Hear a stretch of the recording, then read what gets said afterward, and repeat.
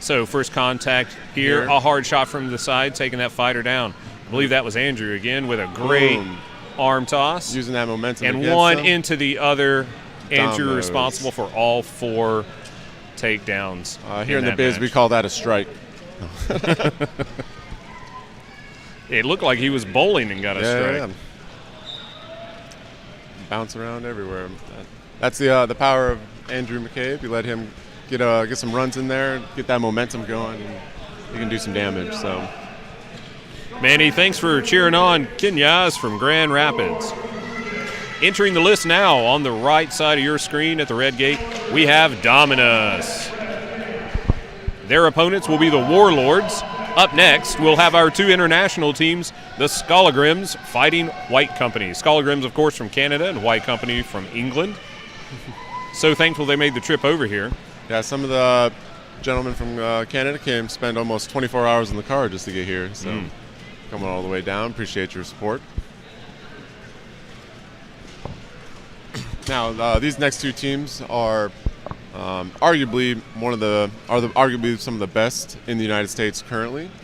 I do believe the Warlords have more of a reigning title at the moment, but Dominus here to show their dominant performance. Paul, thanks for cheering on Skolagrims from Ottawa. It's an early morning for some of you folks. Thank you for joining us here at Carolina Carnage.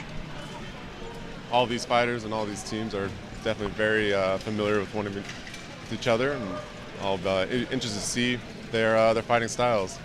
I believe Dominus will probably take more of their classic approach of a very steady grind and grappling and getting those 2-on-1s for the advantage. And this round-robin format for all of these awesome 6 teams, I think it's going to be really good. Sometimes you miss the matchups you want the most to see, but with this round-robin format, you get to see everybody at everything. Yeah, it'll be truly spectacular, and I'm really excited to see it all. Megan, thanks for joining us from the UK, cheering on White Company. All right. And Chad, welcome back. Round begins. Warlords, I believe they're going to try to use their mobility here. See that grind, as I was saying, trying to get that fighter down, and a good throw. 1 Warlord down, 5-4 Dominus. Movement of the centers.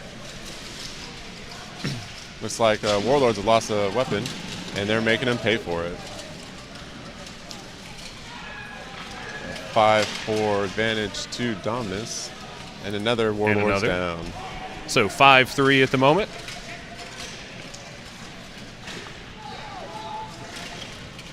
Going for a single leg takedown. It is a legal move as long as you be careful of the back of the knee. To the Dominus trying to take down the larger Warlords fighter in the top. We have a good dance going on down here in the lower left portion of the screen. That Warlord, good a strong throw. takedown. Lots of great footwork prior to that. But only so much you can do with 2. Dominus doing a good job of keeping that bigger fighter away from his friend, not allowing them to get back to back. And with the rule of ending the fight when it's 3 or more to 1, you don't have to take down the biggest fighter. They can stay standing until the end as long as they're outnumbered enough. Wonderful kick to the back and sent him tumbling over. And that's the fight. Dominant fashion. Good job by Dominus. Again, controlling those fighters, not letting them be as mobile, and then making advantages when they lost a weapon. So, Dominus victorious. And did that look like 4-1? That was I do believe 5-1. 5-1. Good job tying up that big fighter while they let the rest of their teammates put in work. Beautiful leg sweep. Yeah. That fighter had all his weight on that leg, and he just kicked it right out from underneath him. Jeremy, thanks for joining us from Northern Ontario, cheering on the Skolagrims. Art, thanks for being with us all the way from Colorado Springs. Let's see what kind of adjustment the Warlords are going to make to try to take this to round 3. Got their bigger fighters on the top of the rail there. I do believe they're going to try to use, again, their mobility. The Warlords are a great grappling team, but I think the Dominus has that edge. Dominus is outstanding trippers, as you had seen in the previous round.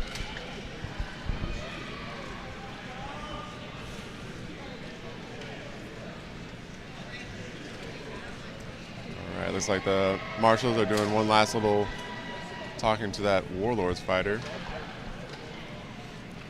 believe it might have something to do with his helmet and the aesthetics of it. It looks like that drape may have broken away and at some point. Yeah. That is not a good look.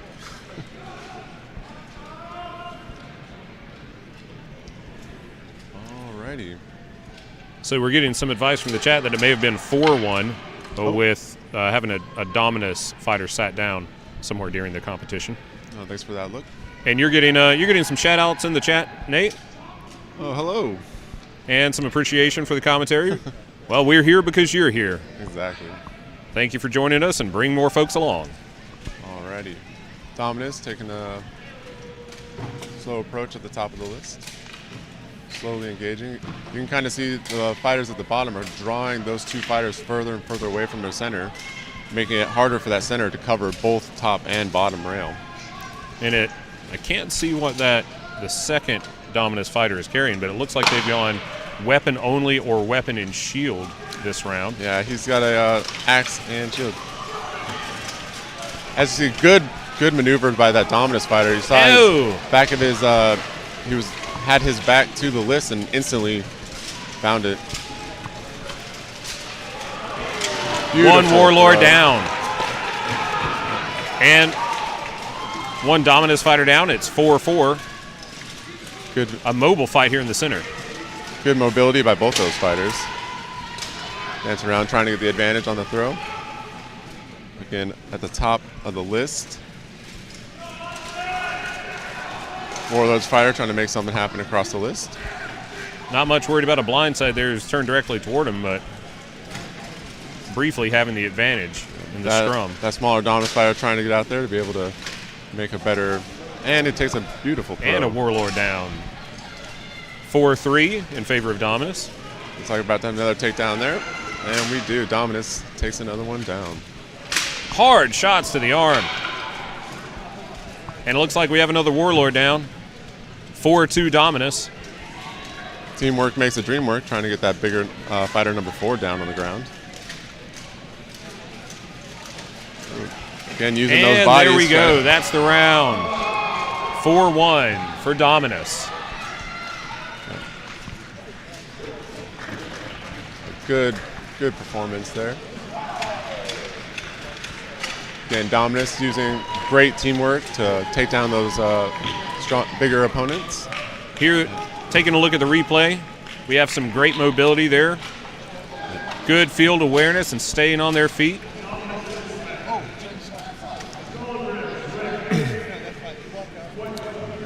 And watching this mobile fight here in the center. Great footwork by both parties. And it was kind of strange not to see more two-handed poleaxes out there. A lot more grappling that round. Dominus is a very technical team. They focus a lot on the grappling and the trips and throws, as you saw. Not a big strikers, but that doesn't mean they can't hit hard. Good takedown. Good teamwork there. Very coordinated effort. As you can see, one usually tries to rip the head back as the other one helps push him in that direction just to get that enough leverage to bring him down. And good tag team effort there. A fighter coming into the near and allowing the fighter to move over to the second 2-on-1 on the side of the field.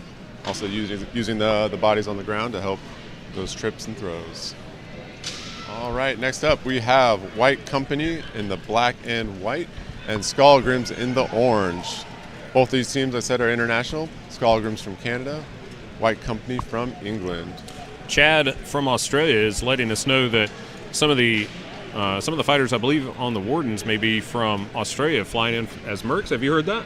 I did not hear that. And I knew we had, I think, 1 or 2 Australian fighters here. I didn't know which teams they were actually fighting for. So, well, that'd be great. Now, take a look at the field right now. You've got 2 of the best teams on the field today. White Company on the left in white and black. Skalgrim on the right in orange. And this is going to be a technical fight, a brutal fight, and the first fight for both of these teams today. I think, what do you think, Nate? Is this the fight they want first so that they face possibly their toughest opponent first while they're fresh, or would they rather see their opponent a little more tired? I mean, it all comes down to strategy. I think if you are a good team and have that athleticism, it doesn't matter at what point you fight your opponents. You just hope sometimes you get them a little bit later in the round so they're a little bit more tired. But at this level of fighting, all of these fighters out here have very deep gas tanks. And so I don't think you'll see too much of any of these teams getting overly exhausted.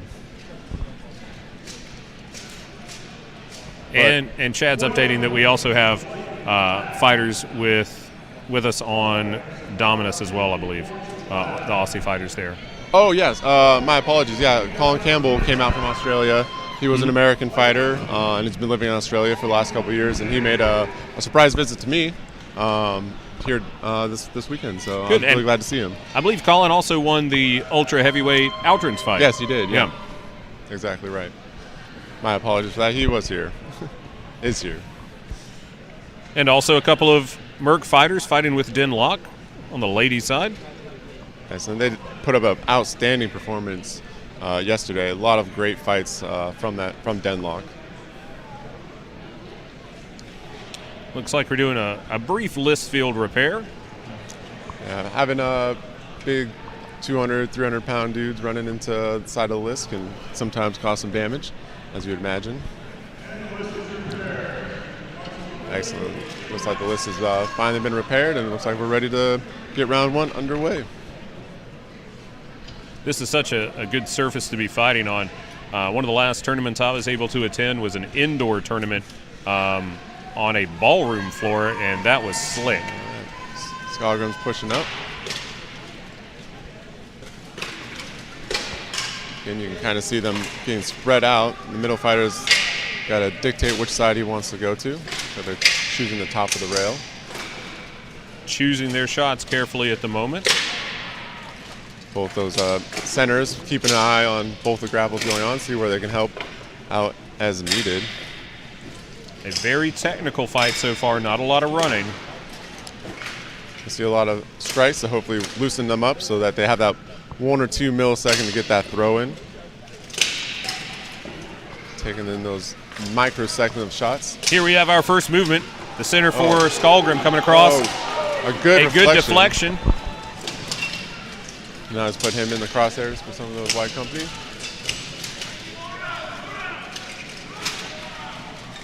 White Company trying to get that super small 2-on-1 quickly. Trading dance partners all over the field. Both of them just trying to get that advantage. Grinding. Mostly divided into one-on-ones now. White Company with that great field awareness there. Looking at this may be the longest fight we've had without someone going down yet. I believe so. And certainly expected out of these two great teams. White Company doing a beautiful job of watching their brothers' backs and keeping the whole fight within one frame for us. Exactly. That's great too. Oh, a hard strike there in the center. Good block. Great block on White Company. Oh, and we have our first a powerful shield hammer strike, taking down a Skalgrim. That White Company went right out the list. And another one, it's 4-4, evenly matched. That Skalgrim fighter trying hard to stay up against that onslaught from White Company. Getting some backup now. Looks like one of Skalgrim had lost a weapon. White and Company a trade. It's 3-3. That Skalgrim has retrieved a weapon now and can be offensive again. Hard shield punches shrugged off by Skullgrim. It looks like White Company has a gauntlet stuck in the grill of a Skullgrim's helmet up there in the top right corner. Absolutely. I don't know if the marshals see that or not.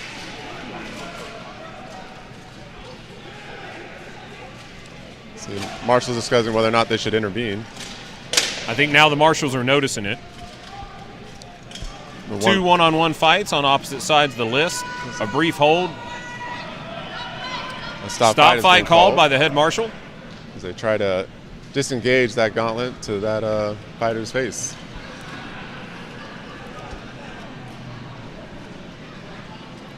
Bringing a whole new meaning to talk to the hands. Or throw down the gauntlet. He didn't even bother throwing it down.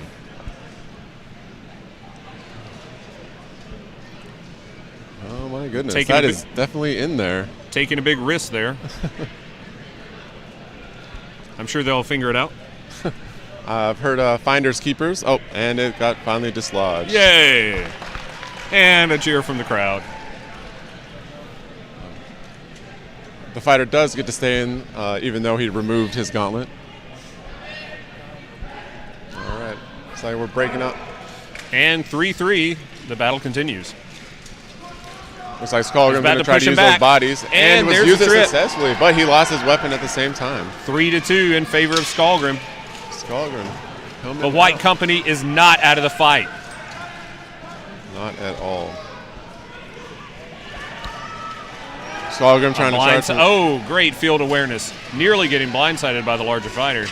But White Company keeping their head on the swivel. And another gauntlet stuck in chainmail on the left side.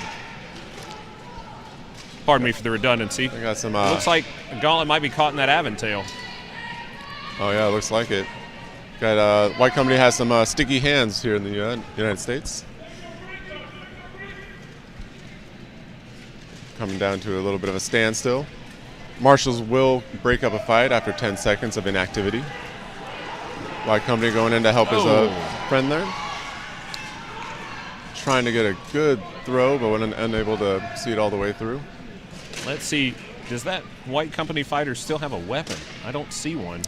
Only the shield. I do not know. Unless it's reversed gripped.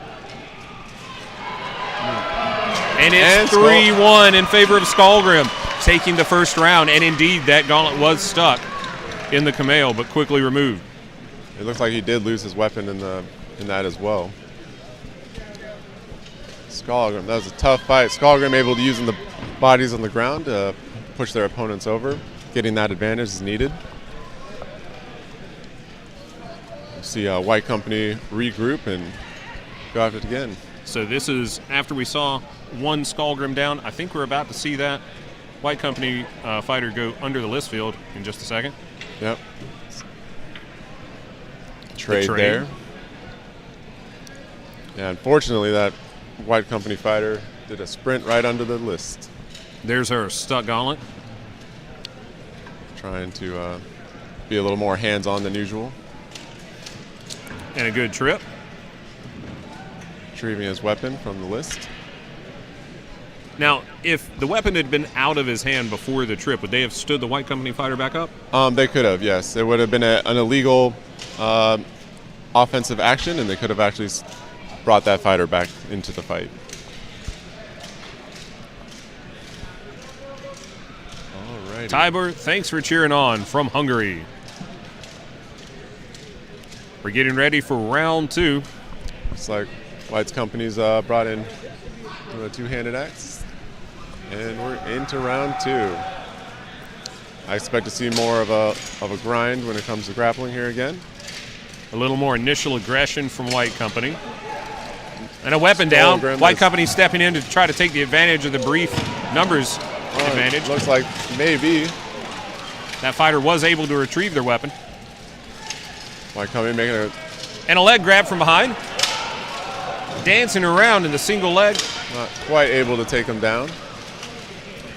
And it's reversed into a trade. Oh, there we go. 4-4. The Mongol fighter from Skullgrim trying to take the White Company, but White Company able to shake it. Skullgrim not able to pull down White Company. Ooh, good shot to the... strong shot to the backside. Yeah. And it's 4-3, 4-2 in favor of White Company. And that Skullgrim fighter not in a good position, and that ends the fight.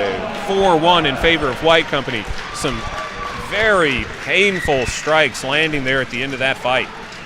Yeah, he'll think twice about sitting down the next couple days, I'm sure. All right, and we take this round to a third.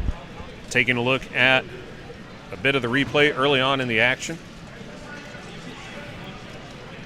And that right there, the center for Skullgrim, that changed the tide. Definitely. 4-3. Big shot coming in right into the back. That's gotta hurt. It's those loud thumps that you hear, you know, the more painful ones, you know. Making some kidney mash there. Skullgrim's trying to figure out who their 5th member is going to be. White Company strategizing there, making a couple substitution as well. Bringing the 5th Skullgrim fighter onto the field. Alrighty. Let's see both teams fighting to take this final round. After this, we have Kenya's USA versus Dominus.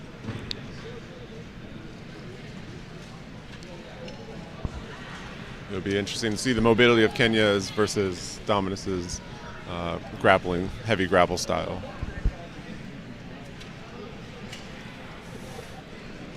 Alrighty.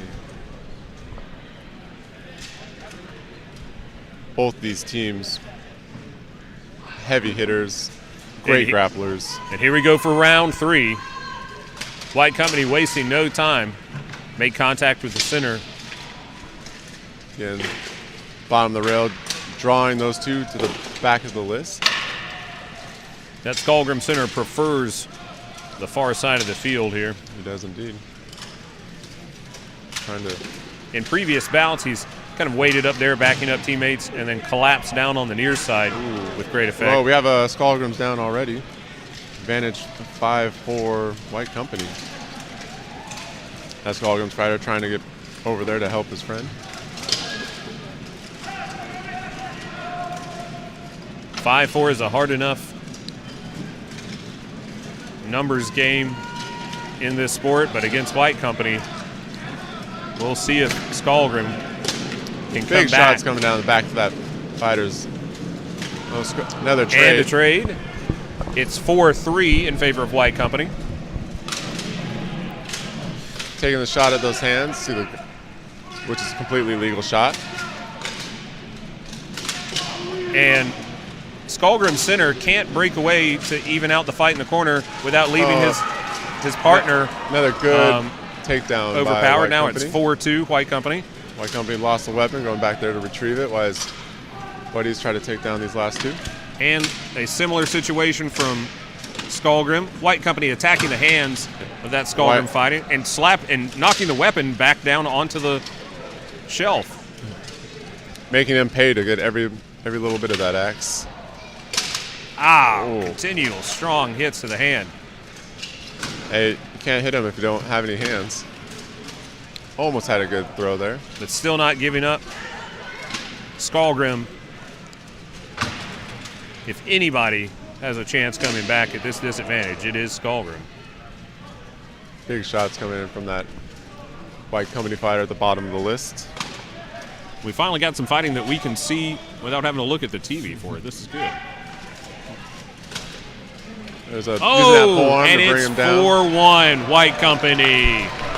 Excellent fighting. Taking Hard 3 fighters to take down that Skullgrim center. I'd like to see that. I'm sure that Skullgrim's fighter is going to get his hands checked out. After that, they were making brutal work of those shots, making him pay for those. Taking a look at the replay. We had that first Skullgrim go down. Good pinning, that Skullgrim fighter there in the bottom of the list. These are those attacks on the fighter's hands. Again, you can't attack if you can't hold on to the axe. So.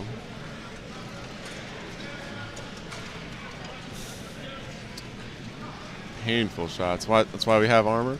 Gauntlets are one of the most important pieces of equipment that you have on the field, along with your helmet.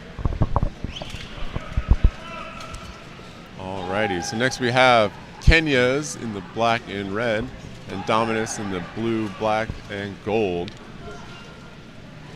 I believe Kenya's is definitely going to try to use their mobility that they've been using the whole tournament to hopefully take a couple of advantages of potentially some Dominus fighters in the rear.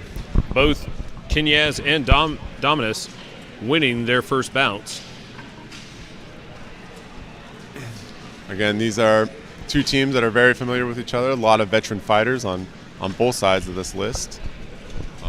And they've fought with and against each other on multiple occasions. Well, that's the beauty about this sport. You get to fight your friends and then beat them with an axe, drink with them after. And I hear there was some Gatorade and water, Kool-Aid, sweet tea, and no alcoholic beverage last night, were there? Not at all. I think all the fighters went right back to their hotel and took a nice little nap and prepared for today. Brushed their teeth, said their prayers, drank some apple juice maybe. Exactly. Called their moms and their dads. Very good. Ready for round one, Kenya's versus Dominus. Alrighty. Kenya's setting up. Oh, there's a quick sprint from the fighter. And the center's not engaging.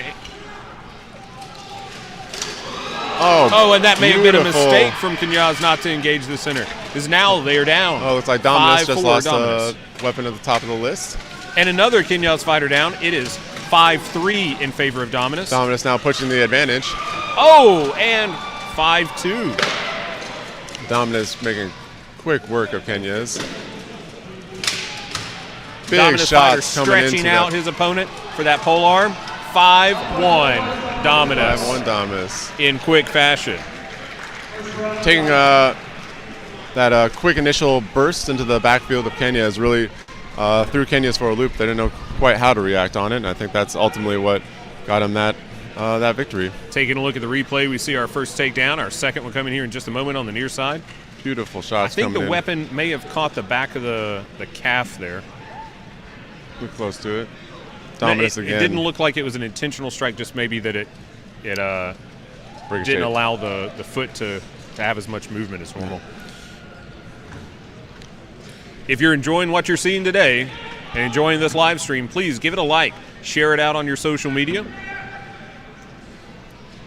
If you enjoy this sport and want to see more of it, we need to grow this sport even further than we've gone so far.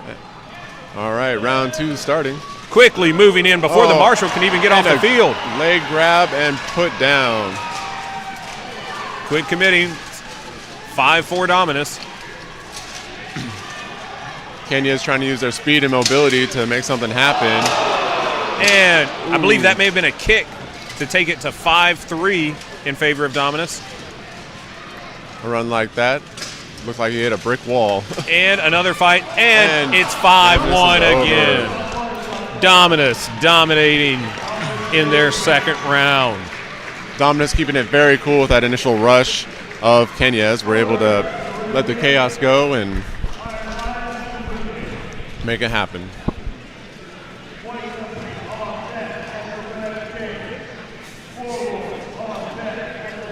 Looks like we need to hire a bodyguard around our booth. I think that was a kick that took down that Kenya's fighter there. That's what happens. Sometimes you get all that momentum and has nowhere to go except right back into you. Alrighty. Skullgrim coming back into the list against Iron Lion from Virginia. I am guessing Skullgrim has only had 2 rounds of Dominus over Kenya's to rest up for this fight, but I don't think Skullgrim is going to come in tired. I think they're going to come in angry and ready to fight. I agree. I think Iron Lions, what they need to do here is tap their big fighters and keep their strikers hitting hard. They have a couple huge power hitters down there in Iron Lions, and I believe if they can utilize those strikers and keep them swinging, that they might actually be able to take this round.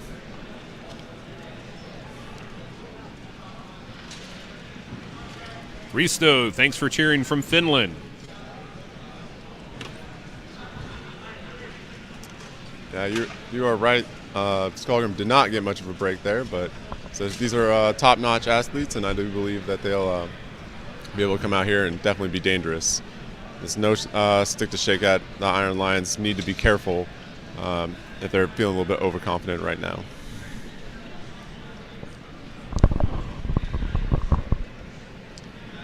Iron Lions had those two huge fighters on the rails. Those guys will definitely be hard to take down. Make a little adjustment. All right.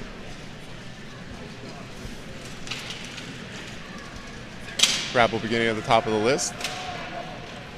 Doing a great job. Looks like Iron Lions slowly pushing them towards the other side of the list. And great teamwork there. The Axeman trying to hit the hip of the Iron Lion, and his partner putting the buckler in the way. The center's doing a great job of not letting them get any kind of good position. A great mobile fight there by the centers. And the first takedown. Skullgrim up 5-4. Good throw, an open field throw. Not being able to take the advantage. And another Lion down. Skullgrim 5-3. lost his weapon. Plenty of time to retrieve. I think a Skullgrim may have gone down in that takedown as well. Oh, yeah, see that? Axe shots 4-3. raining in from the back of that Iron Lions fighter. Looks like we've got a trade. Another trade. We're 3-2 in favor of Skullgrim. Iron Lions still have a chance. Almost a takedown and a trade. It is 2-on-1.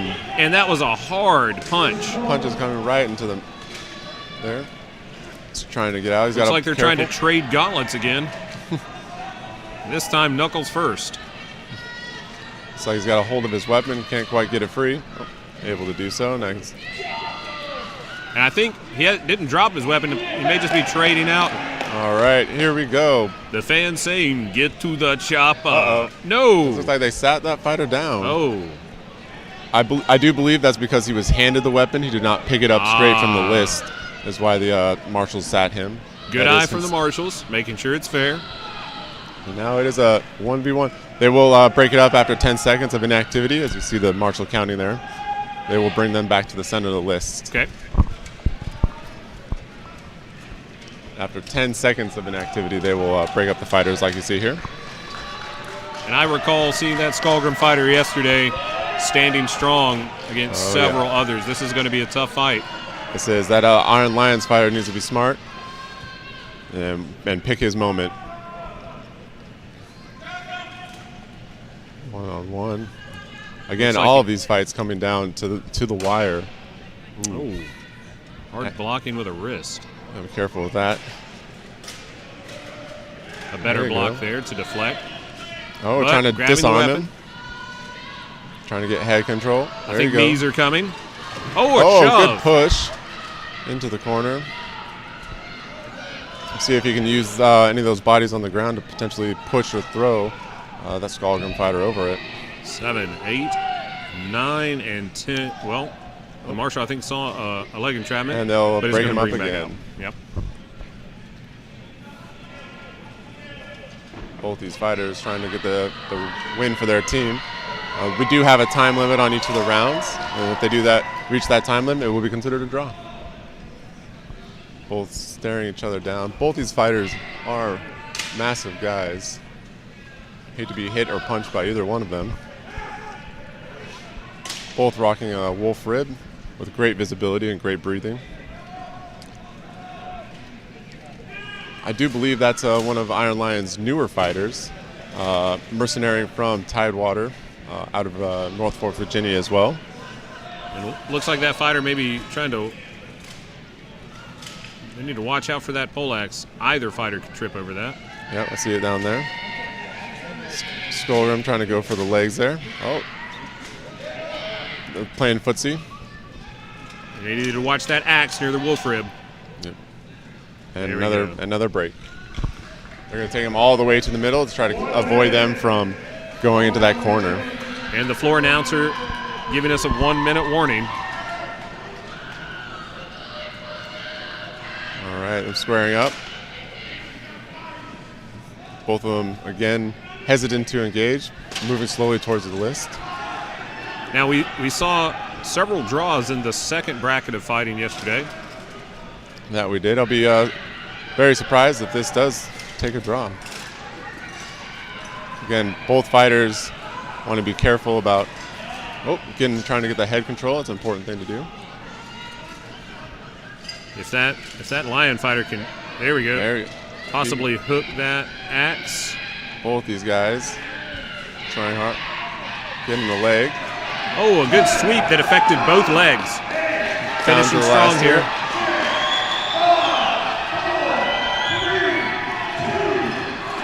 Oh, and it's a draw. Great fight from the Iron Lions and Skullgrim. A 1-1 draw for the first round of Iron Lions versus Skullgrim. Again, I know we were talking about earlier about endurance, and I know the other teams watching on the sideline are definitely happy that this is going longer than it needs to be. Taking a look at the replay, a good takedown there. See right there? I do believe, that fighter was handed the weapon instead of picking it up off the rail, and that's what maybe that wasn't that spot. Oh, that's later in the fight, excuse me. The trade there. And then some hard punch shots following up. And then the end of the fight here. Looks like definitely that Iron Lion's fine reacting to those shots going to the gauntlet. It is a legal strike zone. But what are not legal strike zones are the feet, the back of the knee, the groin, back of the neck, and vertical strikes to the spine. You're also not allowed to do any kind of joint manipulation, and you cannot grab any of the blades of any of the axes or swords that you see there. You're not also allowed to attempt to remove any armor from any of the fighters. That is a safety violation. You are allowed to, as you saw on several occasions, weapons being stripped out of fighters' hands. You're allowed to do that. And you are allowed to have fun and smash each other in the face. And for those of you new to this sport or just joining in, that yellow team out there without armor on, those are our marshals making sure that the rules are followed and safety is paramount. Alrighty. Initial contact with the pole arms on the near side of the field. Breaking down. Iron Lions being aggressive. A similar style opening in the first round. Careful on one of those fighters on the right. I imagine one of the Skullgrim looking to break away and help his friends at any moment. And there's a buckler on the ground. It's like a big fighter trying to take down Skullgrim. Oh, good throw of that. And Iron Skullgrim Lions. Up. And a trade. It's going to be 3. Oh. And another lion down. It's going to be 4-2 in favor of Skullgrim. Not good odds for Lions. Skullgrim looking to put this Iron Lions down. Oh. And hard chopping shots. Both Lions going down at the same time. I think it's going to be a 4-0. 4-0 victory to Skullgrim. I know Skullgrim will be looking to repeat that quick victory in this next round. Iron Lions looking to come back and hopefully take this to third. Taking a look at the replay here. The opening portion there showing the centers sizing each other up. Good shots coming in from the Iron Lion center there. Now that polearm fighter taking more shots to the hand. Oh! Using that jerking motion back and forth. To just really, a stiff arm takedown. Ooh, that could not feel good. That big man rolling on top of you. And we see the kick. That was a good kick to the thigh. It could have looked like the groin, but it's definitely a good kick to the thigh. Some more of our winners from the duels tournament. The polearm men's division. First place was Bohumil from White Company. Second place, Matthew Creedican. And third place, Matt Stansby. First place in the ladies division was Spencer Sybeck. Second place was Amanda Hatt. And third was Ashley Fry. For the outrance fighters, men's had 5 weight classes. Lightweight was won by Boris Tuman. Middleweight by Johnny Porter. Heavyweight was won by Matthew Creedigan. Super heavyweight was Brandon Freeman. And ultra heavyweight was Colin Campbell. For the ladies division, only 2 weight classes. Lightweight was won by Shoshana Shalana, and heavyweight was Celeste. All right, Looks like Marshall's doing one quick check over the Iron Lion shield. Something about the that shield the Marshals didn't like. At least 2 of our marshals here this weekend are international marshals here. And a treat for the marshals today. After the fighting concludes, while the fighters have a seminar going on, the marshals will have a seminar as well. Yeah. Getting more experienced marshals is always important. It can really make and break an event having marshals. Obviously, you can't have the event without them.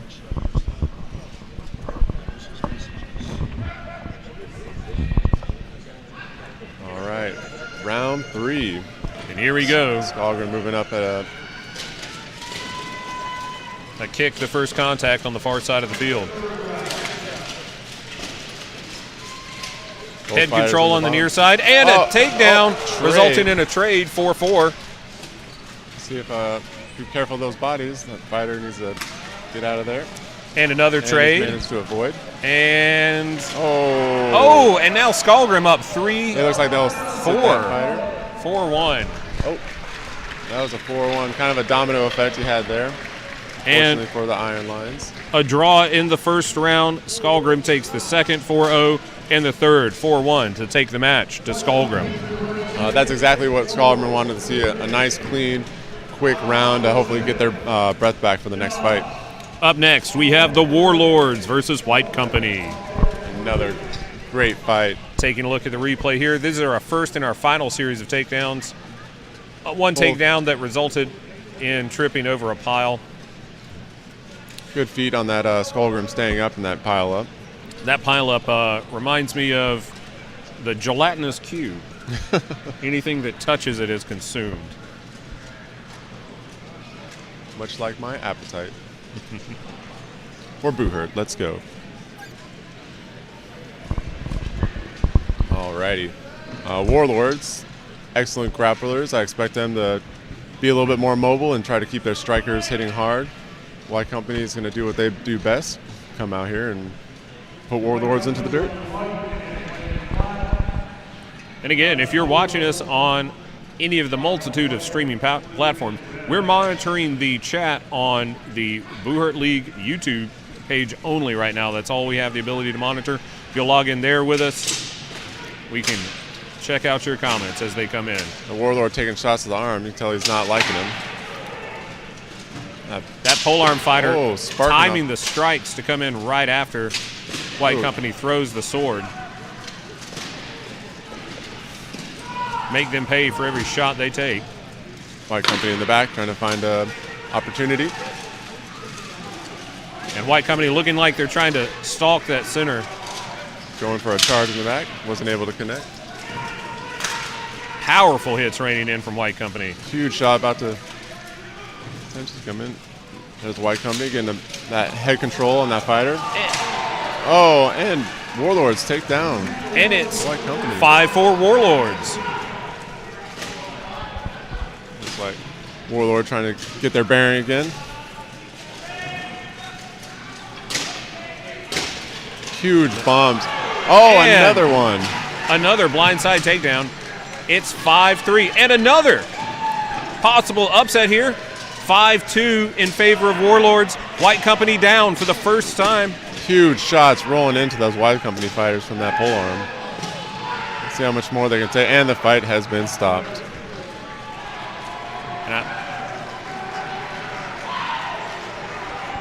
I'm wondering why. How was that called? Is that maybe a yield? I don't think so. No, I don't see that happening. I don't see that out there either. Let's take a look. Let's see if we can catch it in the replay. Hard shots to the hand on the upper end of the field. Perhaps one of the White Company. Perhaps one of the fighters took a knee at one point in that. Yeah, maybe even unintentionally. Hand shots. There's that blindside shot. Warlord spinning out of that control. Surprised to see those charges being so successful on White Company. They're usually not so often caught in the open like that. There's that other blindside, hard takedown. That Warlords fighter was quick and saw an opportunity and took it. And that brings us to the 5-2. And let's see if we can see where the contact is made. If a knee goes down somewhere. I'm looking. I'm not. Maybe there's some sort of safety issue. Fighter lost his gauntlet. I saw it right there. Excellent.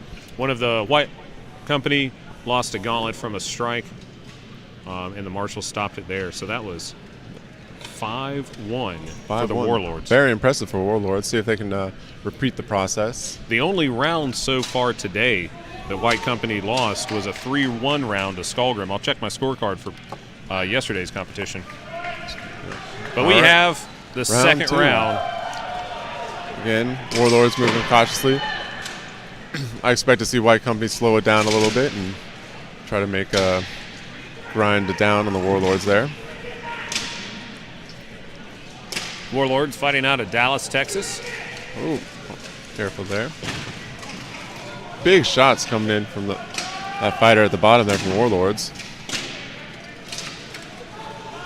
Oh, there's a charge from the White Company. Wasn't able to connect. Oh, and Warlords are up again, 5-4. Comes the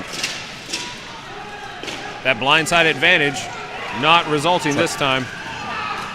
White Company trying to. Oh, looks like an axe broke from Warlords.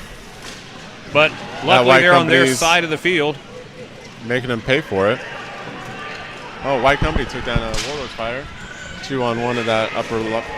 Oh, and a trade? Another trade. Looks like we're a 3-3. 3-3 in favor. Oh, Warlords goes down over a body. Now it's 3-2 in favor of White Company. Pick up that leg 3-1. And bring that man down.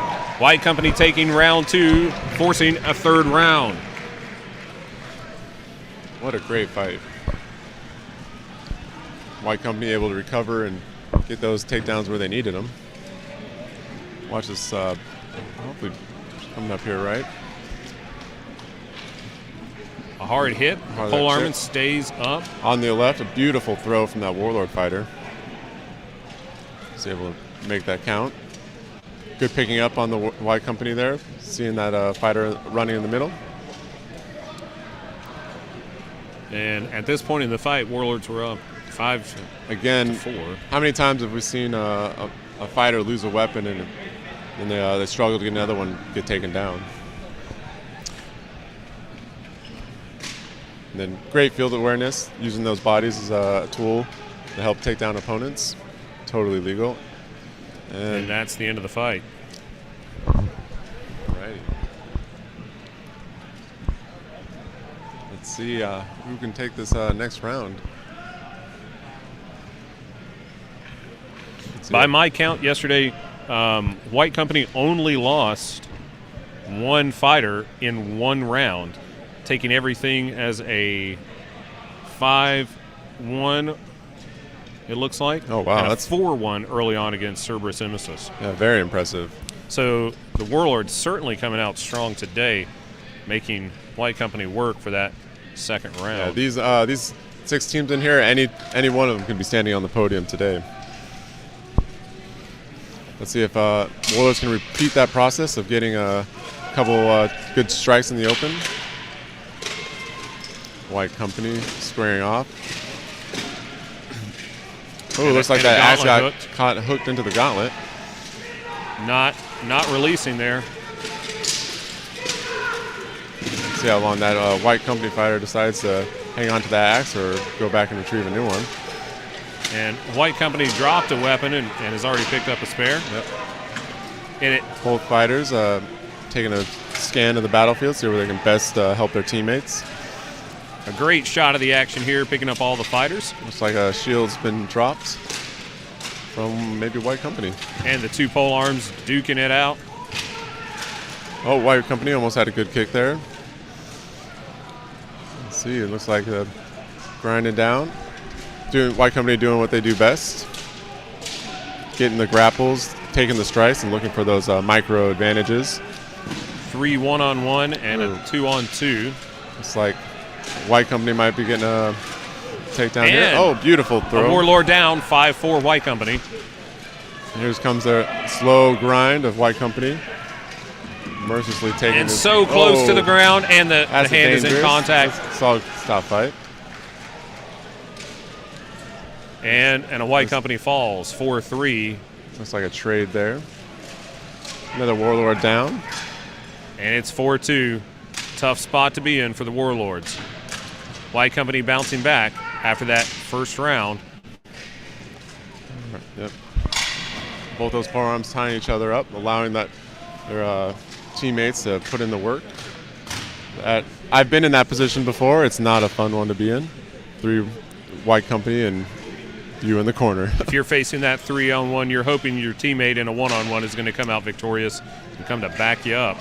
Now it looks like devolved into a 2-on-1 on both sides. See how much more the Warlords can take. White Company trying to disarm that Warlords fighter at the top. Again, striking at the hands. Looks like using a two-handed strike with a one-handed sword. That Warlords fighter just hanging on for dear life. A stop fight called by the marshals. Unsure why. Oh, looks like there may be a shoulder, an armor issue there, and that's the fight. 4-1 for White Company. White Company responding in kind to that drop round. Very impressive coming out of Warlords. They weren't quite able to use that mobility in their striking like they did that first round. And White Company doing what they do best, just grinding them down in the grapple. Taking a look at the replay here, the opening action. Good strikes and mobility by White Company as well. Scanning the field, looking for the best opportunities. Again, field awareness is so important in these fights. Taking those shots where they can get them in. And we see the coming up here, we'll have the first down fighter on the near side of our field. Oh yeah, looks like his gauntlet was caught in the axe as well. And then just working those 2 fighters down. And that's an interesting tactic on there at the blue gate. It looks like the weapon needs to be in contact with the gate, but the support member was pressing it down to lift the handle up. Oh, interesting. To get the handle off the rail, but still keep the weapon in contact. Yeah, that might turn into a rules clarification at some point of what you can or can't do on that rail. Because as you did see, we did see a fighter get sat earlier today for specifically handing them a weapon. So now we have Kenyaz USA in red and black facing Skullgrim. This is going to be certainly a good fight. Certainly a strong fight. We'll see if Kenyaz uses their mobility. Ooh, sparks flying off those hits. Just goes to show you how hard these guys are hitting each other. It looks like the Skullgrim fighter keeping a bead on Andrew, not letting him take advantage of the backfield attacks that he is so talented at.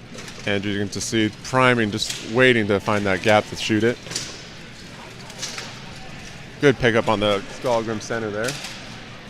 Following that's Andrew McCabe. Andrew's got an open shot on the top side of the field. He's waiting for it. He's going to go for it. Oh, maybe. He sees a back. He wants to put his axe right into it. He may be trying to draw Skullgrim away from his teammate. Oh, there he goes. Skullgrim resisting the takedown. There's so a we trade, have a trade. Trade in the top there. Andrew moving. Oh, and Andrew causing a trade. Andrew down. It is 3-2 in favor of Skullgrim. Let's see if they can make a rally. Oh, aggressive action from Kenyaz to try to even out the numbers. Huge axe shots going to that fighter at the top. Oh, he's able to escape. Potentially be able to be a little bit more mobile. Good field awareness from Kenyaz there, using Skullgrim to block his partner. And looks like Kenyaz switching dance partners there. Oh, actually, that Skullgrim pulled himself down. It could have been a slip. Now it's a 2-2 fight. 2-2 fight. Oh, I hope that Skullgrim fighter kneeling is okay. Yeah, he looks like he's in a little bit of pain. Hopefully the marshals see that.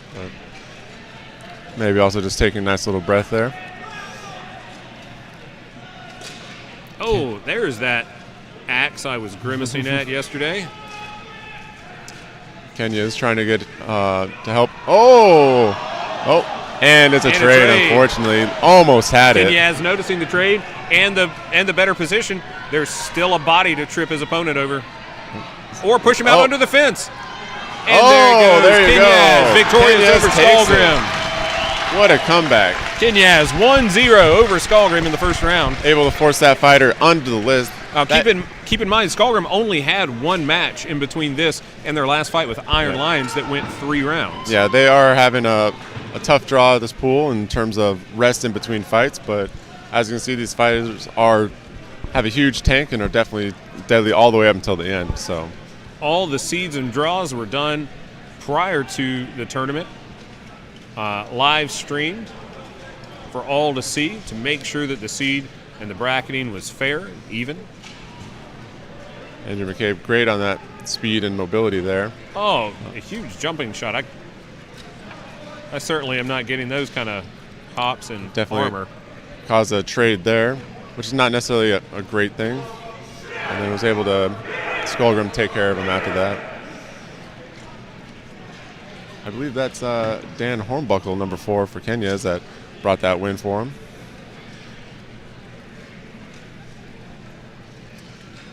Good field awareness there, seeing that fighter coming in and using the Skalgrim to take the impact of that. Yep, there's that Skalgrim there, pulling just a little bit too hard, trying to get him down. And we had a flying Kenyaz fighter there for a moment. Just koala bear right on top of Skalgrim. Going for a little piggyback ride. There's McCabe shooting the gap again. See if he can make an advantage of it. As you see, when they do that, instantly those fighters put their backs to the list. Here's coming again. His mobility. There it is. And instead of the centers engaging one another initially, as was the case last round. Almost got a trip on him there. Kenyaz is up 5-4. Skalgrim trying to even it back out. And watching for floor position. And a trade. And a trade there. 4-3, Kenyaz. That huge strikes coming in. Looks like a potential. Looks like Kenyaz was able to make that throw. So it is 4-2, Kenyaz. Skalgrim not in a good position, but not out of the fight yet. Oh, and a broken axe. Goes flying. See if Skalgrim can take advantage of this real quick. That's a hard hit. That was a hard hit. Hopefully that fighter's okay. Kenyaz on the blindside push. That was a trip right into the post of the list there. That's got to hurt. Up next, we have White Company versus Dominus. Now this is probably the taking a look at the replay. Andrew coming in, making that hit from behind. His mobility, he's just so dangerous if you let him run. Get that momentum to get those strikes and get those pushes. He moves in armor like I hope to move out of it. Indeed. He's just such a mobile fighter. Great technique, great on trips. All righty. White Company versus Dominus. Now this is a rematch from a previous tournament when Dominus actually flew over to England and there's that hard hit into the rail. Took I think a victory over there in England. So I think White Company trying to repay the favor by taking it to Dominus today. Dominus in their first match against the Warlords won in 2 rounds, 4-1 and 4-1. In their second bout against Kenyaz, won 5-1, 5-1, and have had 3 matches, including 2 3-round matches, to rest up for this fight against White Company. White Company had a hard-fought 3-round win over Warlords and has only had 1 match of rest. So while you were talking earlier about the endurance of these fighters, always incredible, especially these 2 teams, I think even when you're trying to measure the top 1% level of endurance out here, those extra 2 rounds of rest, they can make a difference. They really can. When 2 teams are as closely matched as this. Oh, yeah. I expect this to be a very grindy type fight. We'll see if Dominus has shown they do have some speed and maneuverability in there. And like I said, both of these teams are huge grapplers, strikers, just top level teams here at Carolina Carnage 2023. All right, looks like the fighters are lining up. White Company's toughest opponents so far have been Skullgrim's. Let's see if Dominus can put a couple of them into the ground as well.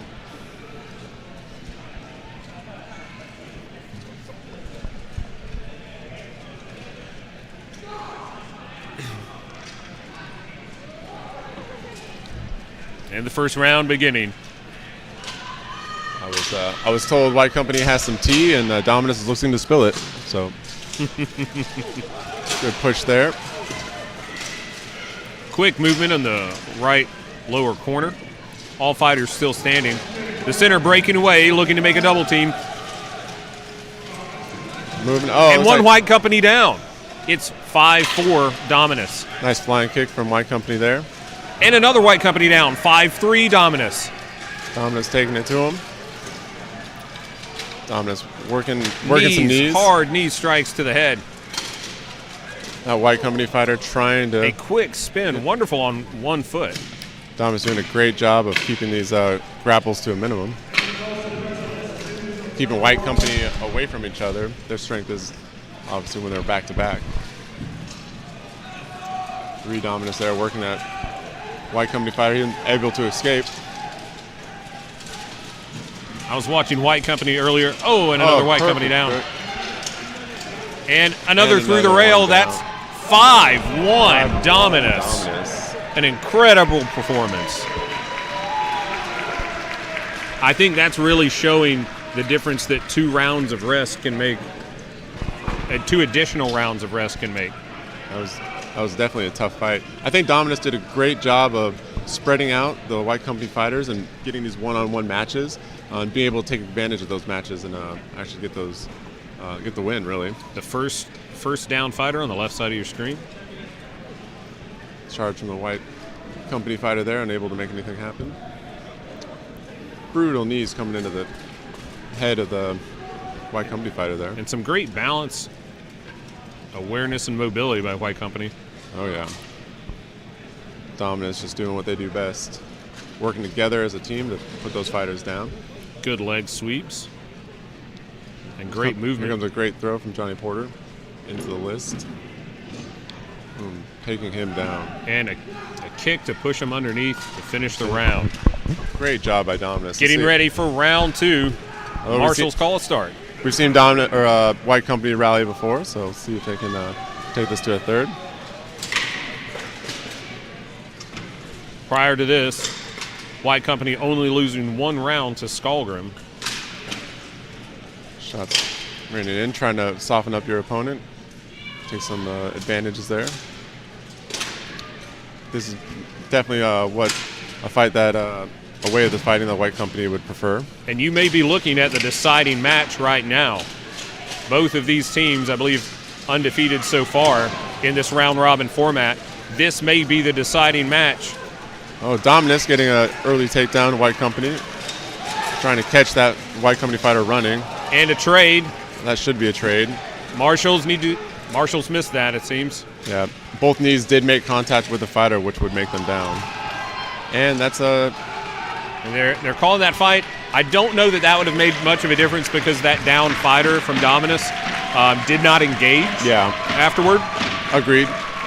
But those are the little things that you just got to watch out for.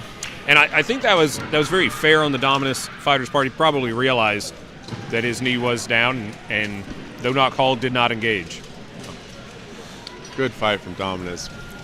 Incredible showing. Showing just how far the United States has really come in terms of fighting. Absolutely. Yeah, see there. Another good throw.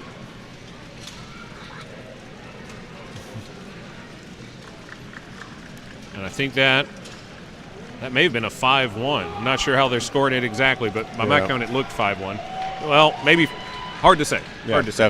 Definitely. All right. But up next, we have Iron Lions fighting out of Virginia, facing the Dallas Warlords. And Iron Lions looking strong against Skullgrim earlier. I'll need to correct my previous statement. I said that White Company had only dropped a round to Skullgrim. They also dropped a round to Warlords. That is correct. Yeah, let's see if see how Iron Lions do against the Warlords here. Putting their larger fighters again on the rail. They're going to need some major shakeups going forward to unseat Dominus.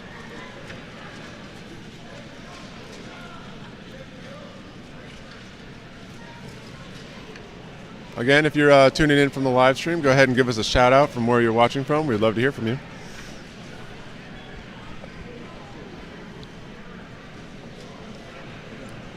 I'd like to take a moment now to thank our sponsors again. We've got this event brought to you by the Palmetto Knights with sponsorships from Historicum, Age of Craft, Boohurt Tech, GoHurt, Canadian Boohurt Shop, Red Snake Armory, Soft Warrior, and a special thanks to Sean Strassner and John Bibley. Now, I personally don't own any Historicum items, but I think that's probably going to change, especially with that discount code they sent out to the fighters. Yeah, it was definitely excellent. I do have one Historicum sword that I won in Alveol a couple years ago in a tournament. It was definitely a great piece of equipment that I have. And I recall the beauty last time I was drooling over their equipment. I do have some items from Age of Craft that stood up well. I need to invest in some Boohurt Tech and GoHurt. Canadian Boohurt Shop, this is the first time I've heard of it, so I'm going to need to investigate that more. Also, this is my first time hearing of Red Snake Armory. Yeah, those are two that I haven't heard of before, but glad they provided some sponsorship, and we're definitely happy you guys helped make this happen.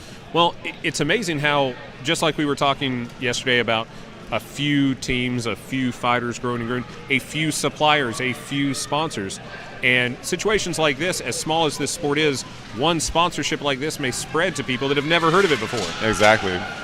Thank you very much for all your guys' support. All right, Warlords and great contact beginning, and great throw. A lion down.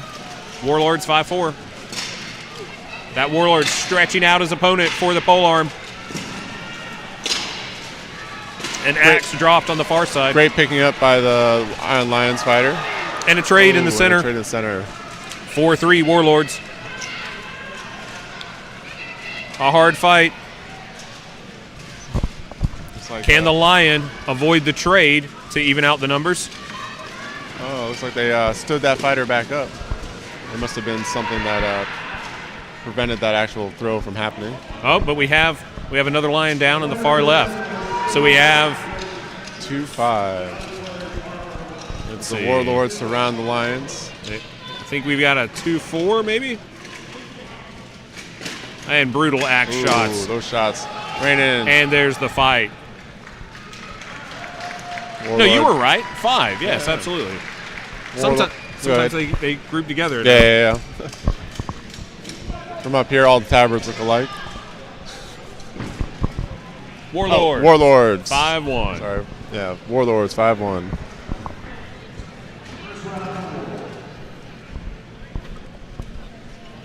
All righty.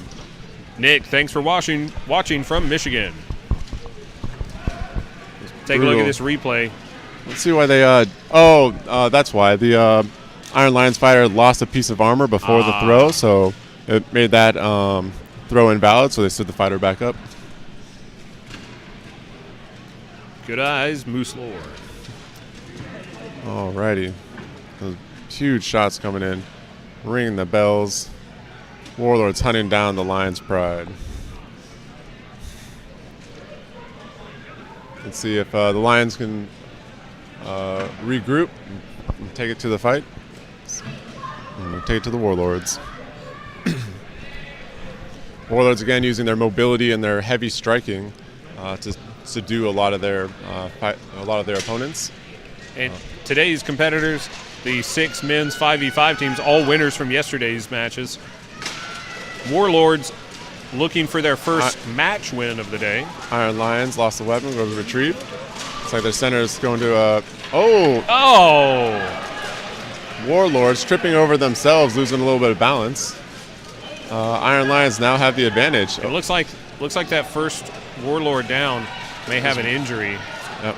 Another trade there. Calling a stop fight. Medic to the list. Did have a trade there in the bottom before the stop fight was called. It looked like a possible hyperextension of the knee. Yeah, that stopping and twisting motion definitely did not do him any favors. But our great medical team here is going to help that fighter and hopefully get him back to 100%.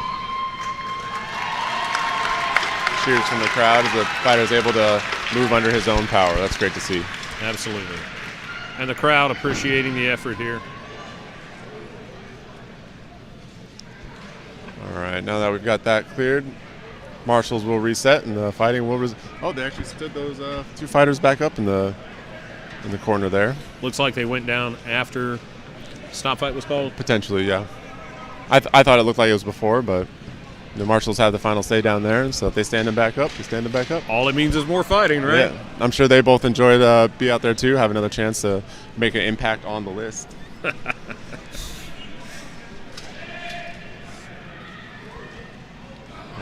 Marshals call start fight. And Iron Lions goes down almost instantly. And a trade on the near side. Looks like we're at 4-2. Iron Lions trying to regroup together. No, it's a 3-3. Yep. 3-3. Oh, looks like a stop fight being called again. Some sort of armor. Oh, this another Iron's down for armor failure. So 3-2 Warlords. 3-2 Warlords. Got a kick there. Oh! And a 3-1 to the Warlords. Warlords win. And looks like one of his bicep pieces came off, it looks like. Okay. That's why they sat that fighter down. So 3-2 in favor of the Warlords. Warlords taking their first overall match of the day. Up next, we have White Company versus Kenya's USA. Should be another good fight. They can lock down that center fighter, Andrew McCabe. I think the White Company will be able to. There's the video of that. Take a win for them. Hyper extension, possibly. Trading there at the bottom again. Marshall's doing a great job catching that armor, those armor failures, standing back up, and rules violations happen. Really an outstanding job by the marshals this weekend. Outstanding as always. Filippo, thanks for joining us all the way from Italy. Clarissa, thanks for cheering on the Warlords today. All right. Kenyaz making their way across to greet White Company. Again, Boo Hurt is love, so. That had me confused. I have to admit my ignorance there. Because it did not seem particularly loving at first to me. And then I thought it was a translation error, which there was an earlier translation error in the early days of the rules. Oh, really? Have you heard this piece of lore? No, let's hear it. So early in the translation of the rules from, I believe it was Russian to English, they were trying to make sure that we understood that there was no stabbing with the weapons. Okay, yeah. And a stab or a poke or a prick are very close synonyms. Of course. So part of the translation was no pricks with weapons, and the USA team immediately knew that we were all disqualified. Until the clarification. All righty. Looks like Kenyaz trying to make their move. White Company's fighter picking up right away. White Company is outstanding on their teamwork, working together. Oh! Thought we were going to have a takedown there. A hit from behind. That White Company fighter able to stay up, though. Now it's 5-4 in favor of White Company. It looks like that hit from behind took down one of his teammates on the other side. Kenya's got a takedown. It's now back to 4 versus 4. Ooh, that looks almost like friendly fire. Was definitely friendly fire. Just trying to wake up his teammate, it looks like. Now time for some unfriendly fire. It looks like a trade down at the bottom of the rail. White Company slowly. Oh, another trade for White Company. It's 2-2. see. White Company regrouping in the center. Beautiful teamwork. You see that with White Company. They're trying to put those bodies in between them, trying to hopefully maybe get out a trip or a throw later. White Company looking to pull Andrew away from his partner. Yeah, locking him down and not letting him be able to strike is hugely important for White Company right now. Now that's an interesting move there with the blade. He's not grasping it, but is hooking it with armor. Interesting, yeah. All right. Going for. They were hugging before the match. This is a very different kind of hug. Oh, and Andrew McCabe. Oh, and it's it's 2-1 White Company. Beautiful throw by White Company. Now it's White Company to do what they do best. Working together to bring that fighter down. Quinez looking for an opportunity to even things back out, keeping his feet. The Quinez fighter getting some coaching from his side of the list. White Company looking like they're going for the choice cut of meat. Again, if they're inactive for more than 10 seconds, the marshals will break up the fight. Looks like that fighter, Quinez's arm may be resting on the. Ooh. Oh.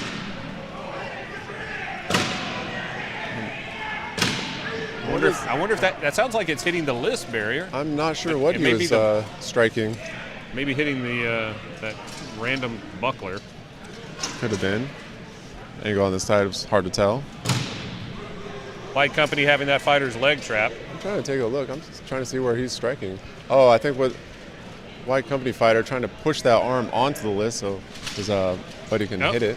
And 1 foot trapped, the other one being hooked. It's never a good position to be in. It's only the advantage the Quinez fighter has is both sides of the list keeping him up. And he's a good enough height where he's not just going to get pushed right underneath it. White Company, huge strikes coming into the leg there. Marshall's watching carefully, making sure they're not hitting any legal shots. All eyes on those shots now. Oh, Kenya's trying to. The fighter lifting the leg to kick with it. And it looks like we have an armor failure. Right knee of the Quinez fighter has come loose. There it goes. 2-0 to White Company. Good fight by Quinez. Both of them. White Company able to lock down their mobility and being able to grind him down in the grapple. Cabe running around as you've seen all day. All weekend, actually. Good strike here. That White Company be able to keep on his feet. It looks like that caused a reaction pushing one of the Quinez fighters down. That Quinez fighter was already going down, oh, okay. I do believe. Ooh, maybe that wasn't a friendly fire shot. Looked very close to it, though. Trying to kick underneath. Going for the legs is always a good idea. The trade out near side and far. And this is where it drew down to 2. Yep. Quinez lining back up, about to ready to start round 2. And here we are, ready for round 2. We'll see if Quinez can rebound and push it to a third. Definitely have the opportunity to see if they're able to capitalize. Quick movement into the backfield by White Company. Another and a hard hit. Quinez up, 5-4. Quinez dropping a weapon. Looks like a quick retrieval and 2 quick takedowns from White Company. Looks like a and another 2-4 advantage to White Company. They're going for the leg there and trying to bring him down. And that's the fight. Quick fight by White Company. 4-1 White Company. Fortunately, Kenya is not able to capitalize on that early check. Up next, we have Warlords versus Skullgrim. In the meantime, let's take a look at these replays. The first takedown there, a hit from behind on White Company. Beautiful strike. Again, losing a weapon, such a critical fighting is definitely hard.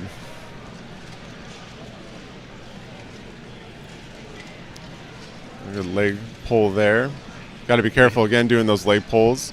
If you grab the back of the knee, that could be a yellow card, and they can sit you down for that. That Quinonez fighter had one white company on his head, one pulling his leg, and another hitting him stretched out in the middle. Sounds like a good time.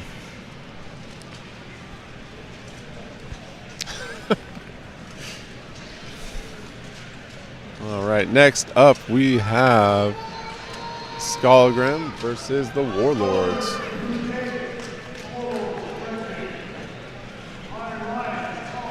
Thanks for joining us again in the live stream. I'd like to send a big thank you to our live stream crew up here making this happen.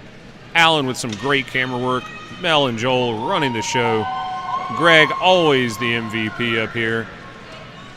And my good friend, Nate the Moose Lord, rocking out on the mic with me this year. So glad to have you this year, Nate. Thanks for having me. I was definitely excited once I learned I had the opportunity to come up here and have hundreds of tens of thousands of people have to listen to my voice and my opinions on the sport is definitely something I couldn't pass up. And I'd love to thank all the support staff from the folks at the gate, the fighter check-in, the marshals, the folks running the blacksmith armor repair station, and maintaining food for these fighters and other support staff. Our first responders here for security, our first responders here for medical, making this event happen today. Without all of them, we would not be here today. All right, looks like that fighter in the center is covered from his injury earlier and is back on the field. Outstanding. Good eyes on that. Looks like Skalgrim making first contact on the near side of the field. That Warlords fighter priming a shot into Skalgrim. Warlords only having a 1-round break. Skalgrim having 3. Big shots coming down on that Skalgrim fighter. Slow grapple on the top of the list going on. Both centers eyeing each other, making sure they don't go off into one direction or the other.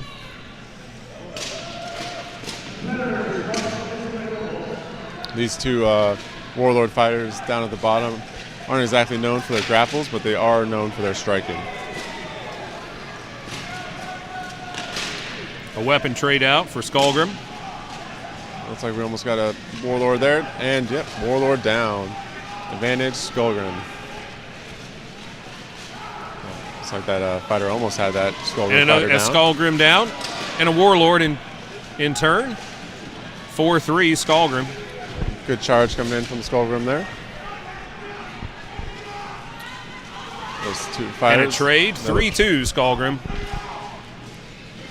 And another 2-1 Skalgrim with the advantage on Skalgrim's side of the field. All they've got to do is If get his leg.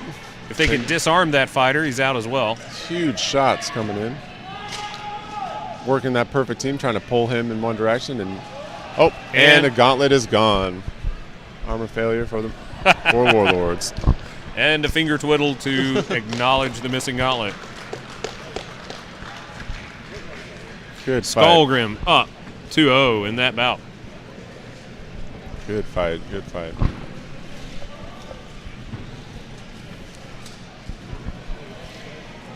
Again, thank you for everyone on the live stream tuning in. If this is your first time seeing the sport or a long-time viewer, or you want to try to get involved with this, you can go ahead and go to HMB USA or PalmettoKnights.com, and they have night finders that you can find your local area. We're all over the United States currently. It's definitely find somewhere for you to go. You don't have to be a fighter. You can be part of support. You can become a marshal or volunteer with your local team. If you love a front row seat to the action, being a marshal is the best way to do it. And we're always looking for more marshals, and actually it is for this event a paid position. And if you get qualified for international tournaments, a lot of times they will fly you out to those as well, or at least a reduced cost. It's always nice. As a wise philosopher once said, money, money, money, money, money. Or dollar bills, y'all. All right, Warlords resetting. And we're into round 2. Dinky from Australia has a ton of fans in the chat. Glad to see you guys rooting on your favorite fighters. Scrum kicking off in the beginning up there. Skullgrim and Warlords looking for that advantage. Big swing and a miss from Warlords fighter there at the bottom. Strike one. Skullgrim's shooting the gap there, trying to make it, pulling those fighters out. Oh, here comes a good charge from back, and it makes it successfully. 4-4. Warlords quickly returning the numbers equally. Again, you got to watch your back to the list, or the open list. And a trade. Another trade right onto that fighter. Hopefully they're all right. Another trade. Brutal shots landing in, but the Warlord goes down instead. 2-1 Skullgrim. He's a big striker. He's known for his striking, not his grappling. See how he does against these two Skullgrim fighters. That shoulder looks loose. Hope it doesn't cause an opening there. Now he's got to be careful on those strikes. He can strike the calf, but it's so close to that back and you want to be very careful with that. That Warlord fighter holding on for dear life.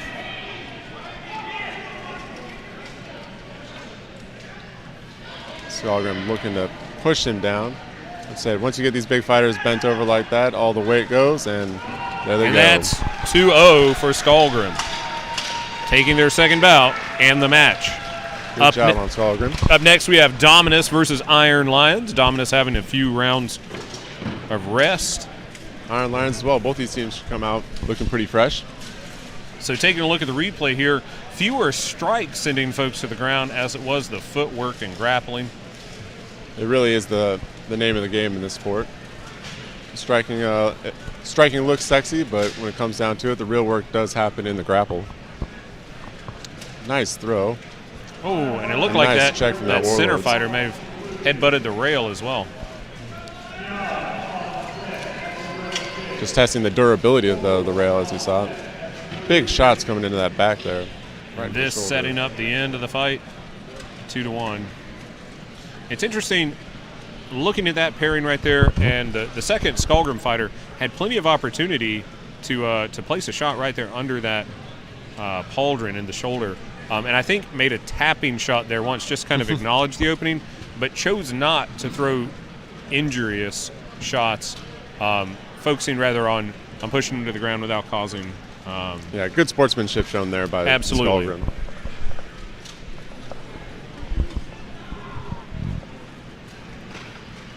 All right. Marshall's doing their final checks. Dominus looking like they're ready to get this show started. Both teams definitely are on the grappling side to see if Iron Lions can keep their strikers free and launch an artillery downrange. It seems like I mentioned a moment ago, Dinky has a lot of fans cheering from Australia. I'm not sure if there's slang in Australia for that, but Dinky in the U.S. means small or tiny. Yeah. And it is common to have really big people nicknamed Tiny here. I wonder if that's the case. Let us know in the chat. Iron Lions pushing Dominus at the top of the rail. One Iron Lions down. Dominus 5-4. 2-1 advantage at the bottom of the list, and another Iron Lions down. 5-3 Dominus. Once that fighter's not paying attention behind him. A hard hit, 5-2. All 5-1. Round going to Dominus. All day, every day. That's the one thing every fighter should be a little bit paranoid when their back is towards the list, or again away from the list. Dominus went 4-1 and 4-1 against Warlords, 5-1 and 5-1 against Kenya's USA. Iron Lions, the underdogs in the final brackets, but definitely out here showing their grit and that they are a rising team that deserves to be in the top. Dominus was 5-1, 5-1 over White Company. Probably the championship match happening there halfway through the list. And is now 5-1 in the first round over Iron Lions. Let's see how this next round goes. Iron Lions got to recover. After this, Iron Lions have a 1-round break before they face White Company, and Dominus has a 2-round break before they face Skullgrim. And that will finish out the finals.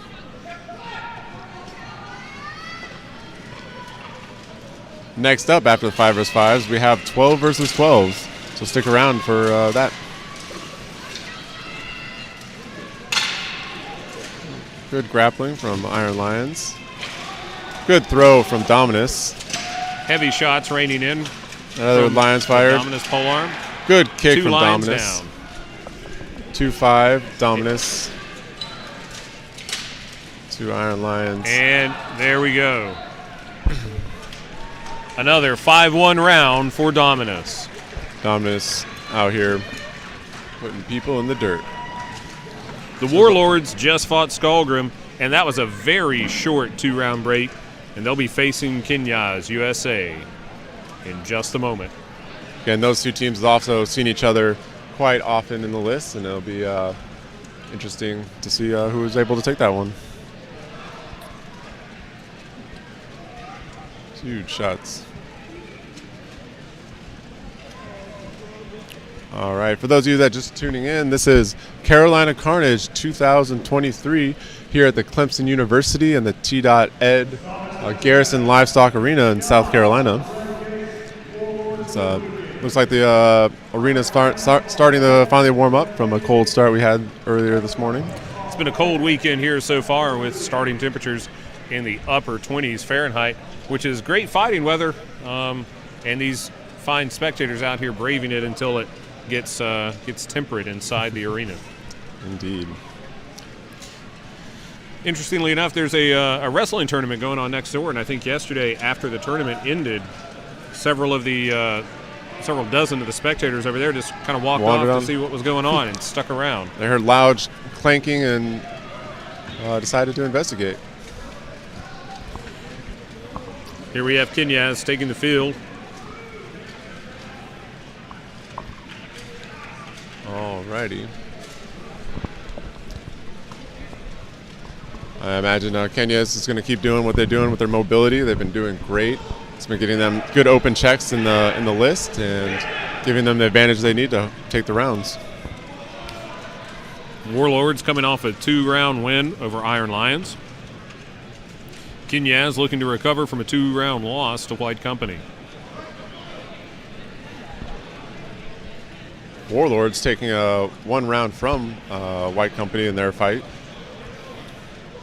Looks like they're doing an armor check on that fighter again.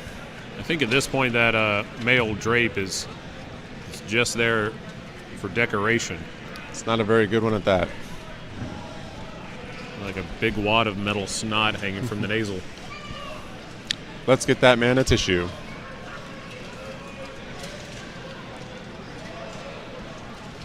Alrighty. Looks like Warlords and Kinyas are hugging it out beforehand. Traditionally that hug wasn't always a friendly hug. A lot of times you'd see teams go up for a hug and they're actually trying to fill you up for gaps. So you got to watch out for that sometimes. Not that these two teams would do that at all here, but in past tournaments and fighting, I have seen such things happen. Interesting.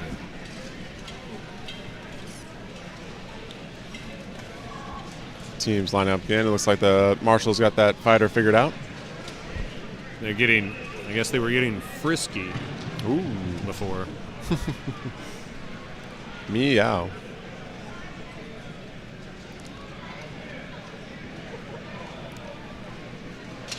Warlords doing a little bit extra strategizing.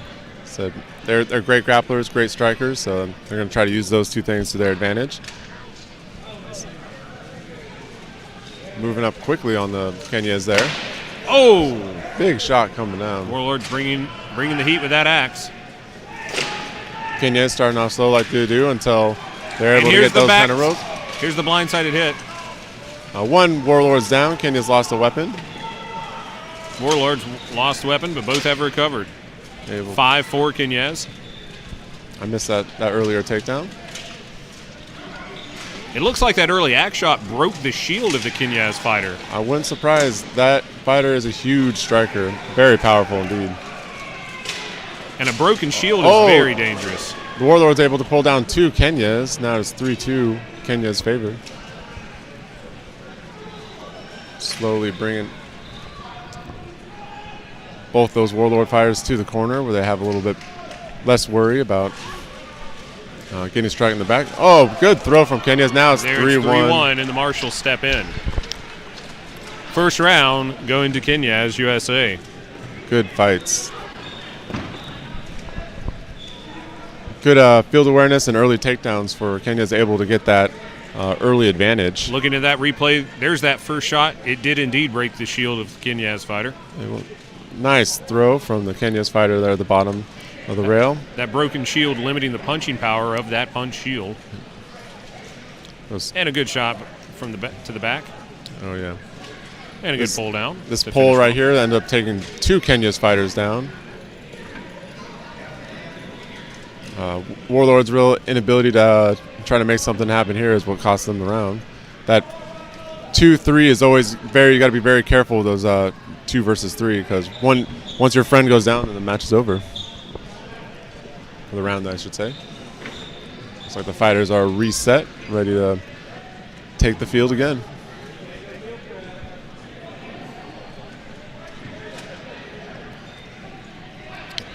Kenya's very conservative in the beginning, but once they get going, they really start making things happen.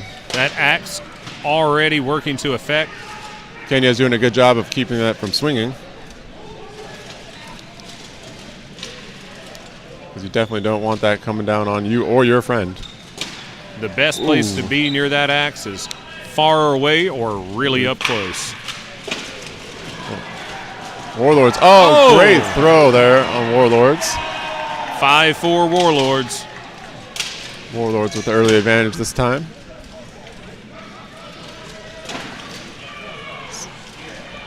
Kenya's doing a great job at the bottom of the rail, staying out of those head control. Good punch from that Kenya's fighter to keep his buddy staying up. Causing that recovery. It looks like there's a connection, maybe a leather.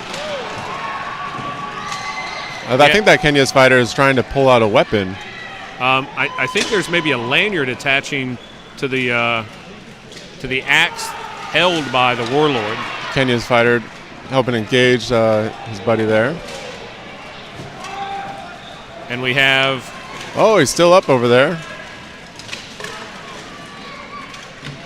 We have a fourth. 3-5, I think. 3-5, yep. 3-5 in favor of the Warlords. That Kenya's fighter trying to draw some of the Warlords over. And it looks like the... Wait, oh, nope. Maybe not. No, I think that was a mistake. Generally, that throwing in a towel like the white towel would say you're giving up the round. I don't think that's what happened there. Marshals are conferring, though. So it looks like it's 5-2. Yeah, I believe the white towel fell in when picking up the weapon. Yeah, I don't know where that towel came from, but typically if you see a white towel like that, it means you've given up, you've forfeit the round. But I don't see Kenya's doing something like that, so fight is going to continue. 5-2, the worst odds that we can still have fighting. And 5-1. Kenya is pushed out. We do go to a third round. Excellent. Time for both these teams to dig deep and see what they've got. It looks like Kenya's one of their helmets came undone. Issa, thanks for cheering on the Warlords. Manny, thanks for sticking around with us on this live stream, cheering on Kenya's. Just good job on the Warlords picking up Andrew and getting that throw in. And I think isolating him as a center early may have been the key to such a dominant victory in that round. Agreed. Kenya is good in the grapple, but once they get kind of that moving and momentum going their way, they can definitely be powerful. A hard shot coming on that axe. You can definitely see that Kenya's fighter felt that, but still staying up regardless. Alrighty. The third round of Warlords versus Kenya's.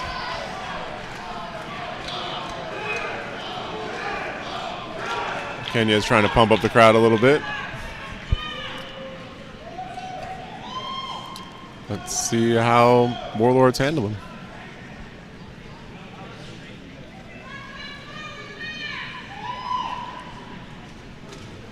Again, if you're just joining us in the chat, go ahead and give us a shout out from where you're watching from. We'd love to hear from you.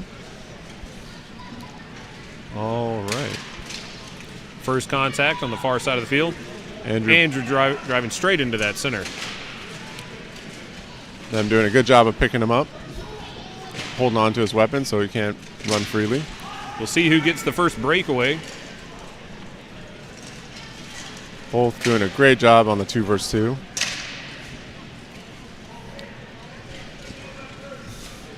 Both teams trying to get the advantage. Oh, looks like the Kenya's fighter had to drop. I think he lost a gauntlet. That's what it looks like. Let's see. Oh, another Kenya's fighter lost a weapon, went to recover it. See if they're able to. Flying kick coming in. Timing just a bit off. That Kenyan fight at the top getting forced down by those 2 bigger fighters. Looks like he might be forced out outside the ring, potentially. That's been a common occurrence we've seen throughout this weekend, getting pushed under that list. Taken. It is 5-2 in favor of the Warlords. Warlords doing exactly what they need to do. Correction, 5-3. Oh, a good jump to avoid the sweep. That Kenya's fighter trying to get that good throw, almost had it there. And stop fight call. 3-1. Warlords. 3-1 Warlords. And up next, we have White Company versus Iron Lions. This would be a good test for Iron Lions, fighting such a caliber team. I think it's one of the first times they've got to actually fight an international team besides Scholar Grims earlier in the round. Taking a look at the replay here. Yes, there it is. The hand slid right out of that shield and gauntlet. Fighter protecting his hand. Good move. Again, losing a piece of armor in a round is always the worst feeling you can have. Getting taken down by a good throw or a good strike is one thing, but losing it because of an armor failure is completely another feeling.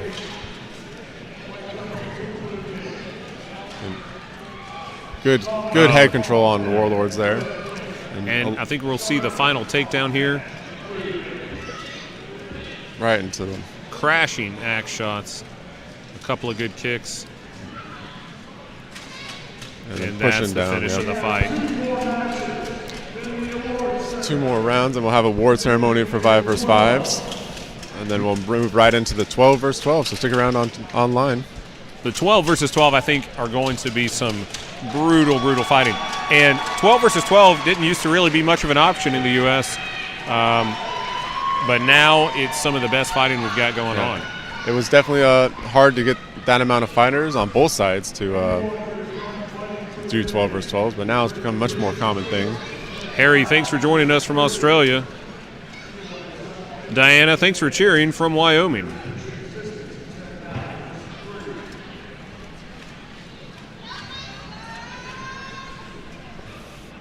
All right, White Company lining up. White Company in the white and black. Iron Lions in the black, gold. The White Company stepping in, and one simple shot to the hand made that weapon drop. Yeah. White Company excellent at targeting. Both White Company is going around. One White Company down. 2, 3 White. Well, with these tabards, I'm getting confused with the Lions. Looks like a 4-3 advantage to White Company. Maybe a 3-2 now? Yeah, 3-2 White Company. Iron Lions, 2 big fighters. That was definitely friendly fire when the Lion. All right, 2-on-1. This was the same fighter from earlier against the Skalgrim. And a nice kick under his legs to bring him down. 2-1 White Company. Very good showing from Iron Lions there. Correction, 2-0 White Company. Ooh, looks like that one of those Iron Lions are slow to get up. Looks like getting checked out by the marshals. Ooh, Oh, a hard hit on the ground. A good feint by White Company there.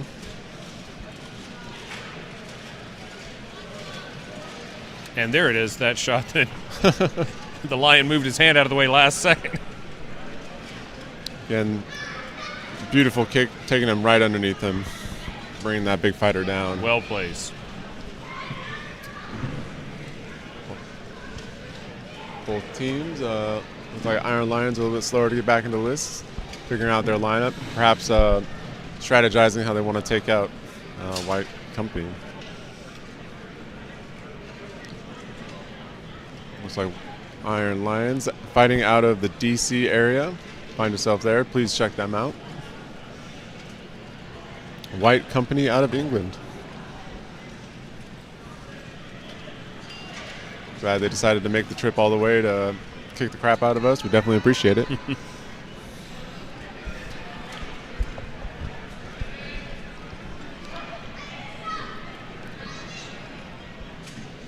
Marshall setting up round 1. Round 2. Round 2. Apologies. Oh, early takedown. 2 more Lions down. Oh, Iron Lions. All of them moving in there. And It's another White Company down. 3-2 White Company. And 3. I think it was stopped at 3-1. I think that's the same. 3-1 in favor of White Company. Still being able to. Iron Lions can be proud that they were able to give it to him so well. I apologize about messing up my my rounds a moment ago. It must be all that whiskey everybody else drank last night. I don't know what you're talking about. There's no whiskey involved, except for maybe myself. All of these fighters were well behaved in the hotel, taking naps and preparing for today. I believe I heard a long scheduled choir practice happening. What kind of practice? Choir practice. I must have missed that one. It's a place of civility, gentility, quietness, and reverence. Spuhert fighters are totally known for.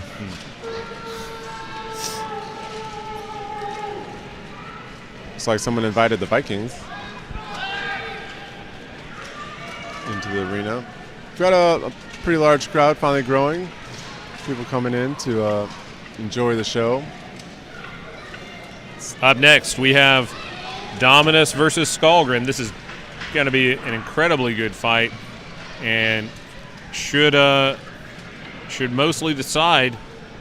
I think Dominus has already captured First place. First, if not very close to that. Skalgrim's having the chance to play. So we're on the floor. I'm not sure. Again, good hugging it out as always. We enjoy our friends, although we're trying to hit each other as hard as possible. We don't want to hurt each other. Or sorry, we want to hurt, we don't want to injure.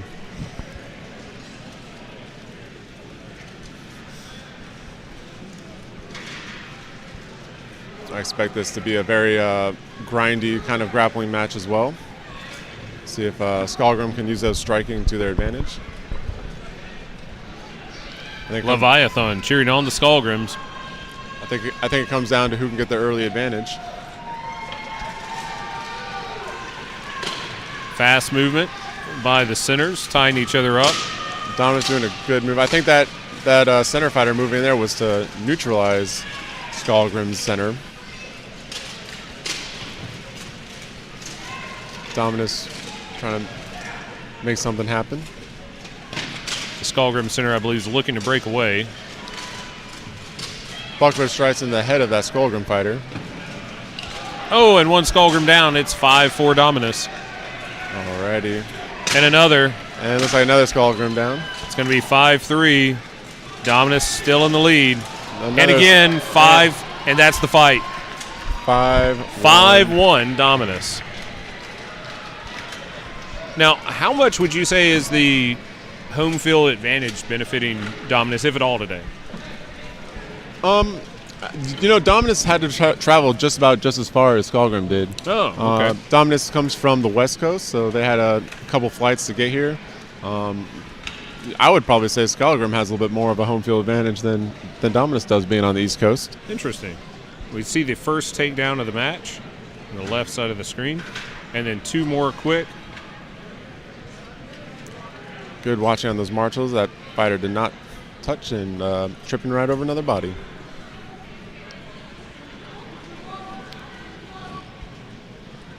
All right. Resetting for round 2. Can Skullgrim come back to force a third?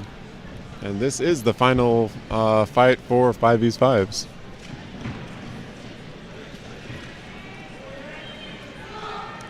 Issa, thanks for cheering Dominus. Helena, thanks for cheering Skullgrim. Appreciate everybody joining us in the live stream. Let's see how this second round goes. Good shots coming in from Dominus. Looks like Axes got stuck together, having a little bit of tug-of-war match there. And Skullgrim wins that tug. That Skullgrim fighter. Oh, we got a trade there at the top of the list. 4-4. That Skullgrim fighter trying to take advantage of that Dominus, trying to get that weapon out. Dominus on the move to that fighter, not paying attention, and a flying knee to the side. And a hard shot leading Brings to the that Skullgrim takedown. fighter. Looks like it's 3-2 in favor of Dominus. I believe that Dominus fighter may have been initially flagged due to no weapon, but has been released. Oh, yep. So now it's 4-2 Dominus. Big shots coming in on that Skullgrim fighter.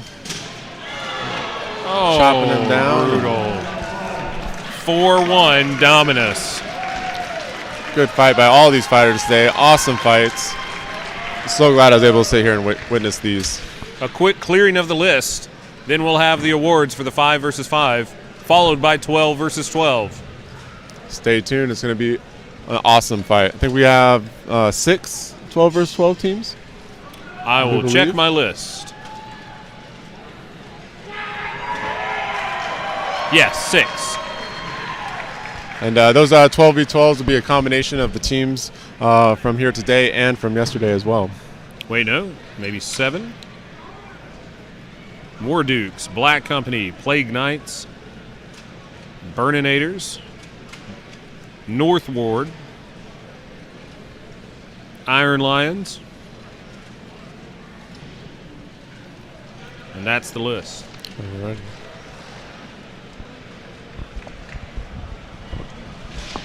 All right, I think we'll cut to our interviews, and then until we have the award show. Take a quick 10-minute break. Enjoy some of our interviews from throughout the weekend.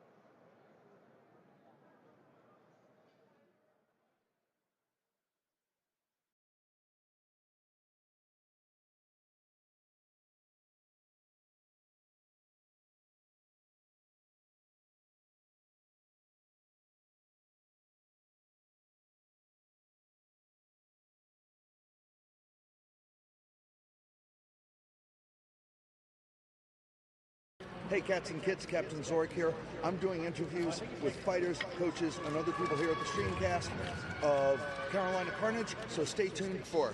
My name is Dylan Sweeney. I fight for the Sacramento Warpigs. My name's Colin Campbell, and I fight for Dominus. Okay, so now you guys fought against each other today, right? Yes, 100%. How'd it go? It was great. It Absolutely was really wonderful. fun. It was a really good, clean fight. Yep. One of his guys got me down clean as the day is long, man. It was actually my child. I'm so proud of him. Beautiful. So proud of It was him. beautiful. I was proud when he got me. Yes. Okay, now I notice you vocalize a lot when you fight. Yes, I do. Can you just quickly tell me why? Why is because, one, it promotes proper breathing. Two, at the same time, it shows people that I'm actually calm on the field. I'm out there having nothing but fun. I think what people don't understand too is that your voice is a weapon. Communicating with your teammates aligns you guys for the same objective, which then binds you together, and now you're not just fighting as an individual, you're fighting as an entity. So using your voice as a weapon is a huge thing in fighting. Excellent. Okay, thank you very much. Connor Mathiasen, Iron Lions. Sean Kennicott, go by Kenny, Iron Lions. Okay, now you just fought the Skullgrams, right? Yep. What's it like fighting them? Hard. That was wonderfully fun. Yeah, big guys. They're big, they're fast, they hit hard. It was a tough fight. Okay, did you have a plan to win? Yes, And I almost had it. Almost had that one guy take down, but he successfully pulled me down with him. okay, so how's your weekend been so far overall? Pretty good. I got some wins in Buckler. Okay, so what does it mean to be at an event like this? Community. Community and accomplishments. That's what I'm looking for. All right, thank you very much. Joseph Damiano. I'm with the New York Plague Rats. Okay, and have Plague Rats been to Carolina Carnage before? Yeah, this is pretty much our event. So most things we travel as the New York Sentinels, but Carnage is pretty much one of the events that we break out the Plague Rat Taverns for. It's kind of like our alter identity. And so what's it like being a team from New York City, seeing these other teams from all around the country and the world? Oh, it's great, and like any opportunity to like fight with the best and fight with people from all over, it's important for a team to do that, and it's nice that we have that opportunity, even if the competition is stiff. This is my second Carnage personally, and it's way tougher than last year. How'd you do this time around? We beat PK. We were in a very tough pool. The other teams, we lost the other rounds. We came close to beating Vanguard, but yeah, it was some tough fighting. Okay, and so are you going to go home with things to learn and work on till next year? Absolutely, and I think that's another kind of what I was saying before about how you learn. It's a learning experience, even if you have to go through those grueling, very difficult fights. All right, thank you very much. Thank you. Danielle Sanders, Valkyrie. Amber Wright, Valkyrie. Danny Shore, Valkyrie. Okay, and how do you feel about being here in Carnage and fighting today? We're feeling amazing. This is Valkyrie's first melee fight, and we're doing pretty good so far, you think? Okay, so how do you intend to face the next match? Same way we already been doing, having fun. Yeah, we're just here for fun. We're here to have fun. Yeah. All right then. Have fun, bust some heads. Okay, great. Thanks a lot. Oh, anything to say to women who are wondering whether or not they ought to do this? Do it! All right, thank you. So my name is Boris Tuman. I'm the head trainer for the Detroit Fight Club, and we got two teams here. The Pegasus, Sororitas Pegasus. Okay, now they just had an epic match of how many rounds? I think we were 4 rounds. The fifth one was called the Captain's Round. We fought against Denlock, which was a strong team, which had strong fighters in from Australia, a very strong fighter in from New Jersey, and one who just moved to Texas. Fighters from all over the country. So we had our core from Detroit. We had some help from New England and a local fighter was here, and then from some of them. We're based in the Detroit area. That's half our fighters are native Detroiters. We're opening the Ohio women too because they don't have their own full team yet. And we had some help in for the tournament. We're grateful to have it. And we also had one more, Madison from New York was with us as well. Okay, now a lot of drama happened during that, but let's just go to the end, the finish, where it was down to I think 3-on-2 or thereabouts. Let's take it. There was a pause in the action. There was a moment where we were up 4-3. Yeah. We went on to collapsing them. I'm sorry, I'm too fresh. I need to watch the video, get the play-by-play. I was too in the moment. If you can give your impressions, that's fine. No, it was like we were losing down, and we were down with Celeste, down with a 2-on-1. I thought was going to happen is she was going to have to deal with two of them, but she got the quick takedown against Molly from Australia, who's a phenomenal fighter. Yeah. Let me just back you up just a little bit. Yeah. Celeste and one other of your team had someone in the corner when, in the far corner, two members of the other team started charging at you, and Celeste stuck her foot out and planted that first one who came in. Crowd went wild. Then two people went down, and that left Celeste with the 2-on-1 at the far end of the field. Celeste broke her axe. Yeah. And she had to run all the way down the field to get a new weapon. Got her mace. And your opponents waited. Yeah. Possibly a mistake? Maybe. It depends. Celeste's a very strong fighter. They would have ended up on our side of the field. And one thing people don't appreciate enough is the coaching plays a huge role. Having our fighters where we can talk to them, that can save a fight. So for most of the fight, our fighters on the other side, where their fighters are getting all the advice. But if they followed Celeste over, they would have had Rich and I working on Celeste and giving her the warning her about what's going on. And then with that finish, Celeste got a throw, and she'd actually come up to Detroit to train with us before, and she hit one of our classic moves that we train a lot. It's in Japanese called the Sasai. It's from judo. So that was that finish. Fantastic. Yeah. All right, so... Well, my name is Greg, by the way, and I'm from Team Pilgrims. It's right here. You can see, right? And where are you from? From Canada, from Toronto. Originally from Ukraine, but I live in Canada for over 20 years, so I'm fully Canadian, I would say so. So how's your team doing today? Team is doing awesome. We won all around except for one tie, so I would say we did pretty well. So what do you attribute your success? Success? I'm not sure. It's like a tricky question. I don't know how to answer to that. I mean, what's the strongest part of your game? Why do you win so much? Well, it's a long story basically. Let me make it quick. So we train hard. We participate in pretty much every camp. Like we do judo. We do a lot of practices. We practice a couple times a week. We do participate at the tournaments, and that pays off basically like this. And what does it mean to you to be at an event like this? It is one of the biggest events in North America, and we were always, since I can't even remember, probably 2005, we've been to every single big event. So it's just my life. All right, thank you very much. Oh, what team are you? We are the Colorado Wardens! Okay, how'd you do today? We won some, we lost some. Okay, what would you say was the key to your successes? Brotherhood. Friendship! And what? We brought together a good team. We merged together kind of two teams. A lot of people we fought with before. We had a lot of familiarity between our players. So I definitely think that was a big part of how we were able to come in and surprise people. And how do you feel about being here at Carnage? What? How do you feel about being here at Carnage? Carnage is the best! All right. Thank you. What team you're fighting with this weekend? Gary Houle Jr. I'm fighting with Steel Company, part of the Steel Legion. And you got a nickname? Murder Gnome. All right. So last I saw you were at the 2018 World Championships, and your son had just turned 18, and you had him fight that day. Yeah. How'd that go? It went great. It was awesome to finally see my son get in armor and be able to fight with him for the first time. He's been very active since and continues to fight. But what's it like watching your son fight in a sport this dangerous and this exciting? It's a double-edged sword. You know, I worry about him, but I'm glad he's throwing himself out there and putting the work in and part of it. Okay, what would your advice be to any father who's watching their son and their son says, Dad, I want to do this? Have the dad do it with him. All right. How's your team doing today? We did all right. We didn't win, but we did good. It's the first time we brought us all together and, fought with heart and fortitude, and we'll be back again. Excellent. Thank you very much. All right. Thank you. Kai from Palmetto Knights down here in South Carolina. And how's this weekend been going for you? So far, it's been pretty good. Pretty exciting to see everyone come out. A lot more teams than have been for the past few years, and it's really exciting. And how's your team been doing?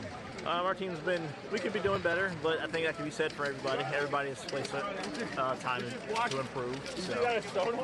All right, great. So, and what does it mean to be a part of an event like this? It's great because not often do you get to see something like this.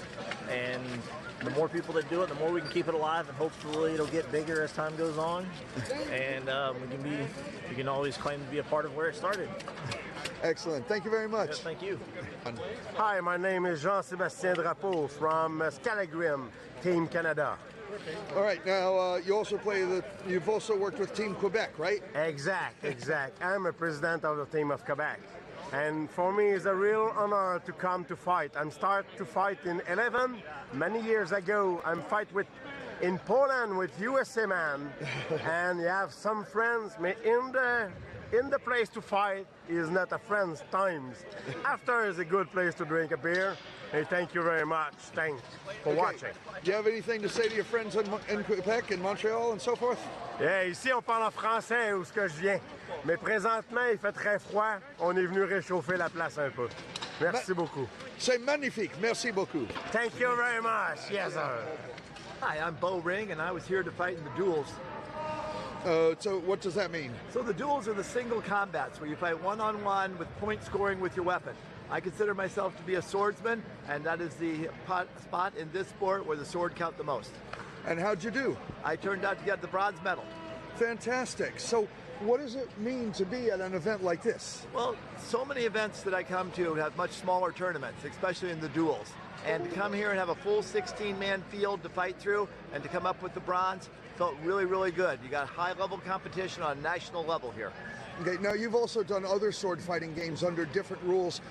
Just briefly, how would you compare this from what you did before you started doing this? So the best thing about this is that you get a swing or a sword that is simply rebated. Other than that, it's a real sword. It acts like a sword and it reacts like a sword in your combat. It is an incredibly realistic save for the lack of a thrust.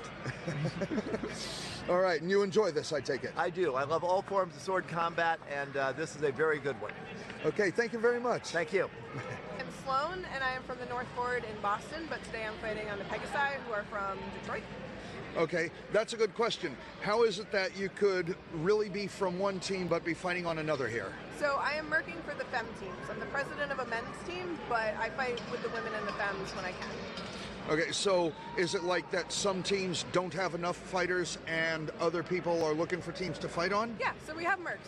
So we merc out. When we don't have enough, we go and supplement other teams so that they can have enough to fight. Okay, great. And so what is it, so how's this, what's the team you're on now? Pegasi. Okay, they're from? Detroit. Great, so how's the team been doing so far? We've been doing great. We've won every round so far, so we're doing a really good job. Okay, what's the secret to your success? Oh man, we've got some beasts on our team. We've got some ladies that have been working really hard for this, and I've been doing this for about 5.5 years, so between experience and just them working their asses off for this, we're really pulling together. All right, and so what does it mean to you to be here at an event like Carnage? It means a lot to me. This is the first time that we're having enough femmes to do. We have 6 teams here, and that's the first time in the history of the U.S. that we've had 6 women teams in one place at one time. And tomorrow we're doing 12s, and that's the first time in the history of the U.S. that we've actually been able to do 12s. Yep. So, women's teams have only been 5-person teams. Yep. Briefly. Yeah, and that's only been the last really year and a half. That before it was just 3v3s. So it's really impressive to get this many women in one place at one time and actually be able to fight like this. So yeah, it means a lot to me because I'm old. So the fact that I still get to be here and be a part of this is really, really great for me. Great, thank you very much. You're welcome.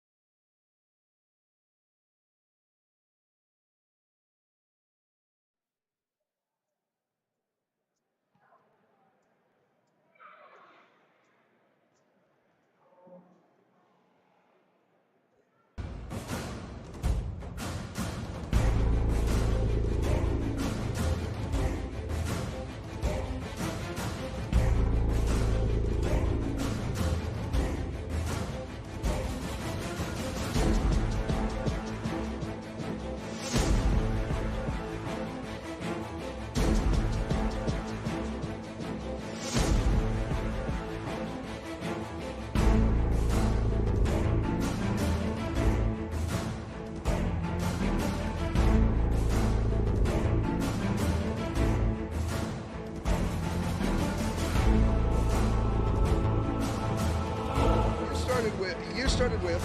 Yeah.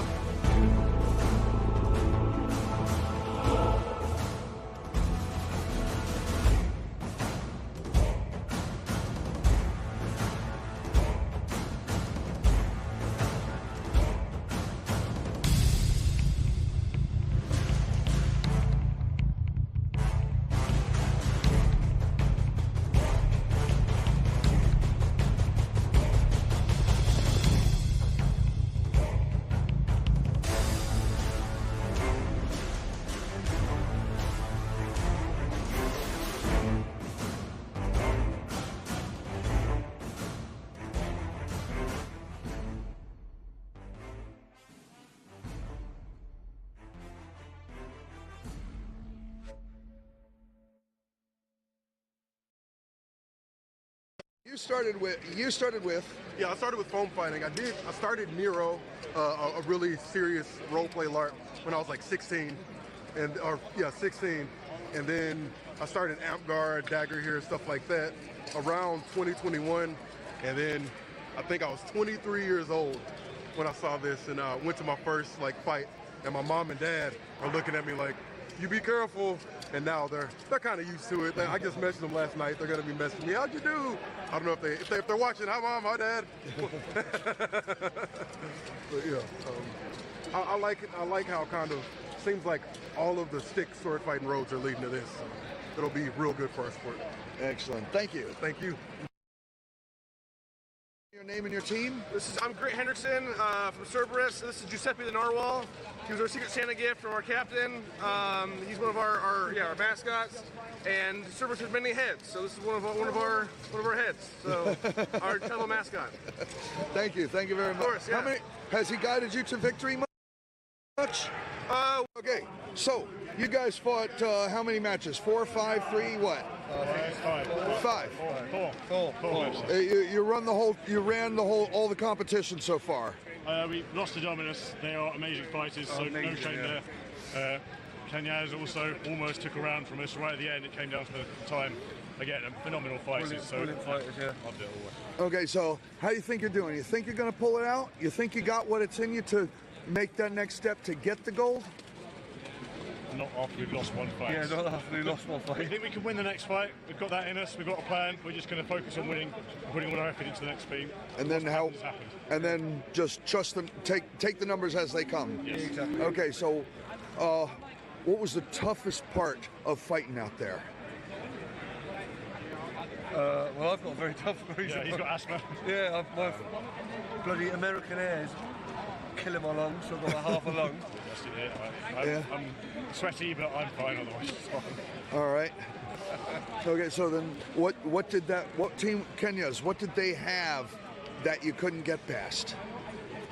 They're one of their runners, they're with the 200 axe.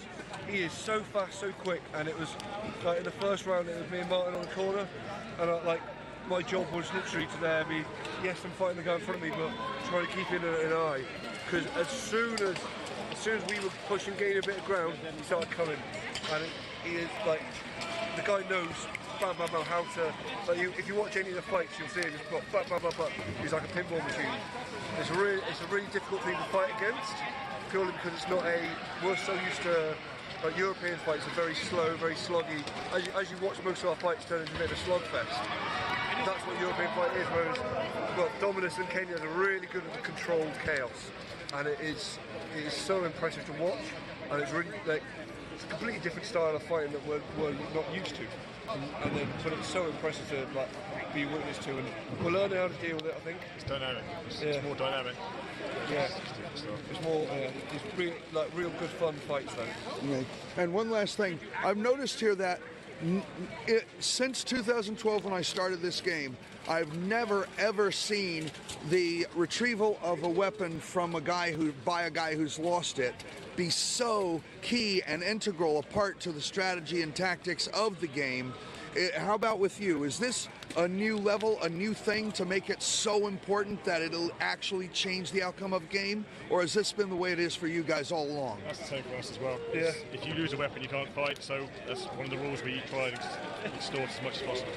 I personally think the whole, you can only take weapons from one little area, makes it so much more important, because I think against the guys, Skelegram.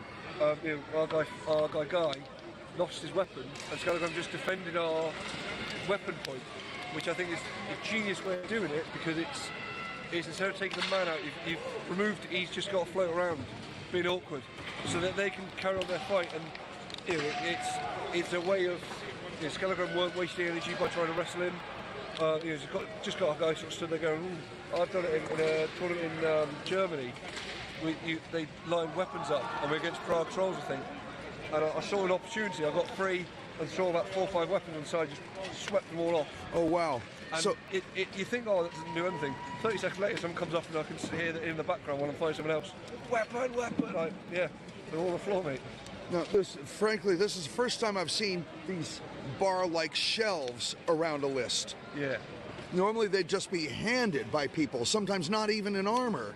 If they were playing this kind of game against that, those guys would have wound up in the line of fire. Yeah, yeah. So this is it's a little bit safer for the crowd. Don't get me wrong. Or like the support is safer, but I think the tabletop completely changes the game as well. It means you've not got much hanging. Like I can hang on because I've got the arms like an octopus. I can just reach all the way across. But I think it was against Warlords. I was hanging on for dear life. I could feel hits coming in as I just put my arm on a chopping board. All right, I'll let you guys get ready for your next fight. Thank you very much.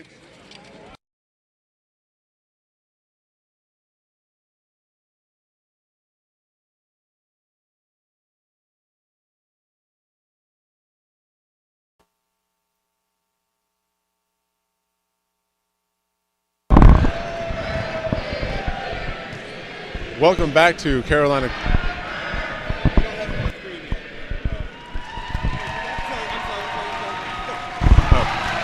All right, and welcome back to Carolina Carnage. We just had a small celebration for one of our Bohurt kids, a little birthday sing-along. We're getting ready for the 5 versus 5 award ceremonies. Nate, what'd you think about that action today? Great fighting from a lot of awesome teams. It was really nice to see each of them out there and kind of take their own strategies and see how it happened on the field. It was an awesome fight, so I was really glad to be part of it. Some of our third place goes to Kenyaz out of Michigan. Hard-fought victories for Kenyaz. I would say that there is definitely an argument to be made for Andrew McCabe being the MVP, excuse me, of the 5 vs. 5s. Absolutely. It's like they're getting some sort of trophy and certificate, probably provided from one of our wonderful sponsors, Historicum, Age of Craft, Boohurt Tech, GoHurt, Canadian Boohurt Shop, Red Snake Armory, Soft Warrior, and a special thanks to Sean Stancer and John Bilby for providing our sponsorships today.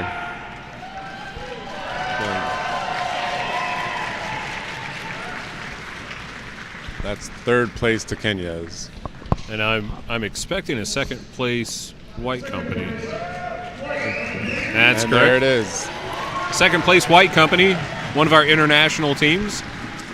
Dropping a few rounds, but ultimately only losing to Dominus.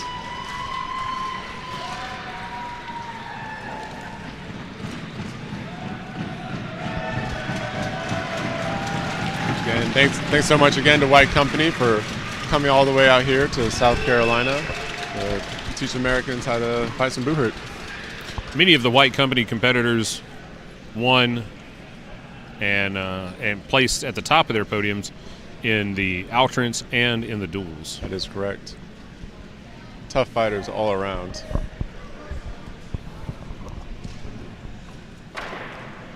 Well, I take that back. Did they? Yes, there were polearm duels. Yeah. Yep. No. Did they fight?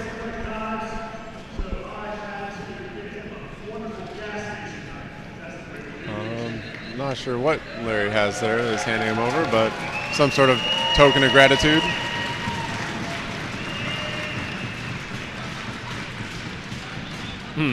Something about a gas station.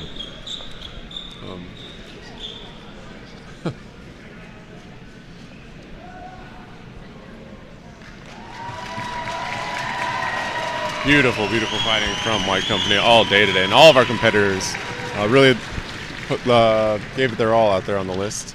Absolutely, and great to see there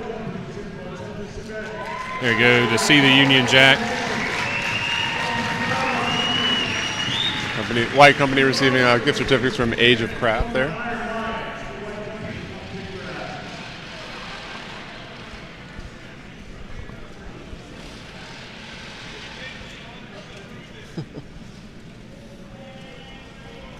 And then that means first place goes to Dominus.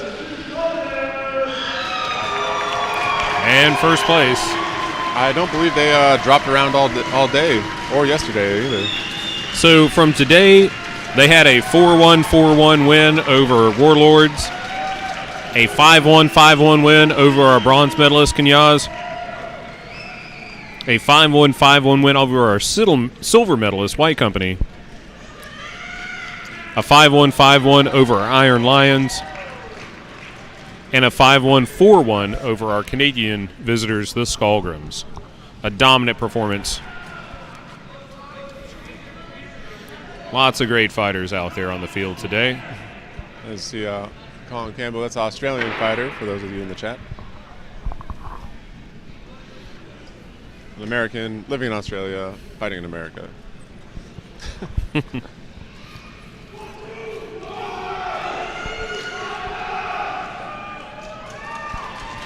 Awesome fighting from them indeed.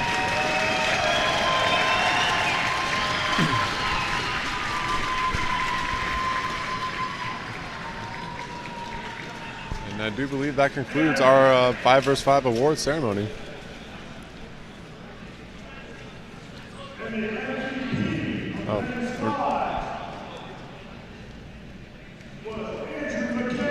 And there it is, as just I like predicted. Andrew Called McCabe winning MVP for men's 5v5.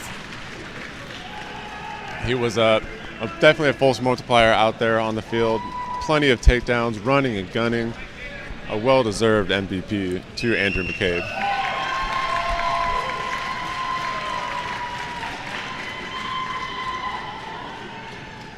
Well, that's...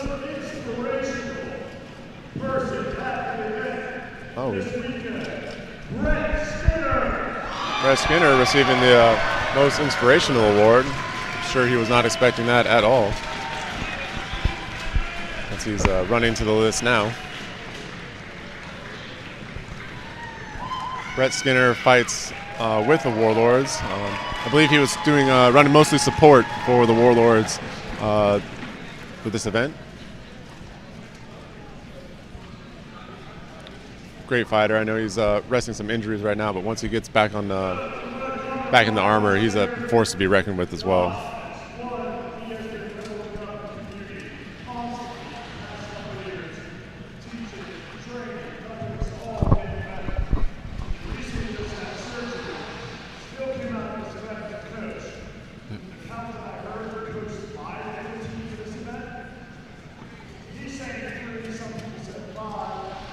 Larry giving out some inspirational words.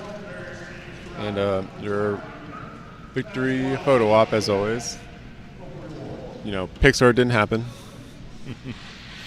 There's the last few comments there from Larry pointing out the amazing contribution of our Inspiration Award winner, Brett Skinner, coming back from a surgery to come out and coach 3 to 5 teams. That looks like the angriest boys choir I've ever seen.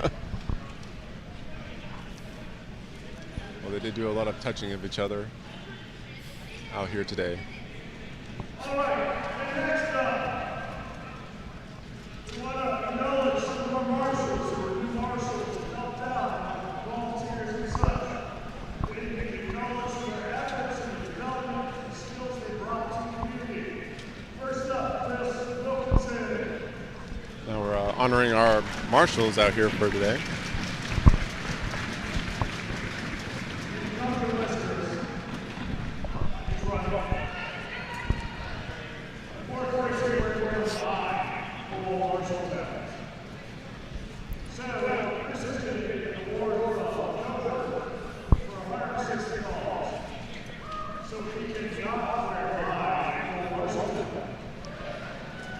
again, thank you to all of our marshal staff for running such a well-oiled machine of an event here at Carolina Carnage 2023.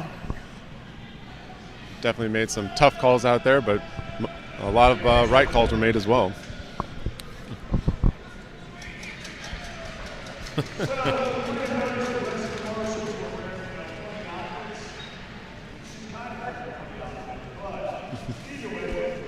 Some sweet dance moves.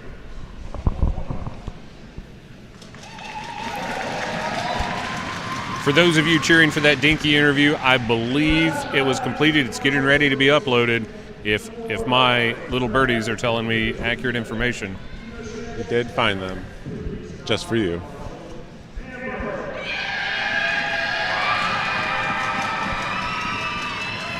Amber, she just tested out for her marshal certification. Outstanding. Today, and I believe that's her passing there.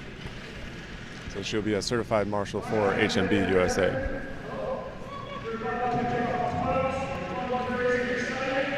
Alrighty. Looks like that's going to wrap up our award ceremony. Here in about another 10-15 minutes, we're going to prepare for 12 years 12 here in Carolina Carnage 2023. So the 5 versus 5 is always a fast-moving competition. Very rarely are there long, slow movements. How would you characterize the 12v12s for folks that haven't seen it before? 12v12s are definitely way different than a 5 versus 5 match. Generally, both teams, they'll come together in the middle and kind of form like your battle lines, as you might say, and you'll see both sides generally chopping back each other. You'll see a lot more pole arms, a lot more two-handed weapons coming down there, and a good mix of basically some sort of shield wall involved. Eventually, as one or two fighters begin to go down on one side, you'll see it break into more of a grappling kind of a 5-on-5 on different sides of the list, basically. But it starts out a lot slower, but then once it gets going, you'll see some big hits. You'll see a lot of tripping and running and throwing, so it's a lot more dynamic of a fight, I'd say, than the 5 versus 5s. And I would imagine that in the early stages of the fight, we're in the 5 versus 5 because 5 people can't span the complete width of the list, that it may be harder to get into the backfield for the 12s. It depends on the runner and the fighter. If you got a fighter like Andrew McCabe that's fast enough that can slip through the lines and circle back around, like you've been seeing him do all day, it's actually a little bit almost easier because you can't keep track of everybody on the field, especially with 24 bodies out in a list this size. And at the larger tournaments, especially in Europe, are the 12s usually from the same country? Yeah, usually from the same country and a lot of times from the same team. The Europeans, I know they have a lot more manpower to be able to actually put those teams together. Here, since we're such a large country and so far divided, we don't get to practice 12s as much, but having an event like this, a lot of teams pool their resources together and you'll have 2 5 versus 5 teams become a 12.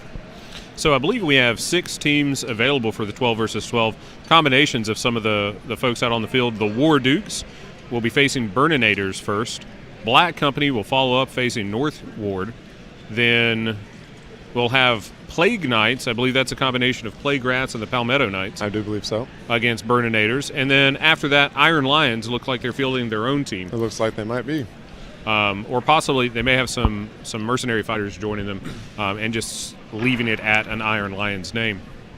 But with that, we have plenty of fights following up from that with those combination teams. Yeah, one also note for the 12 versus 12s is that you get a deeper pool of reserves as well.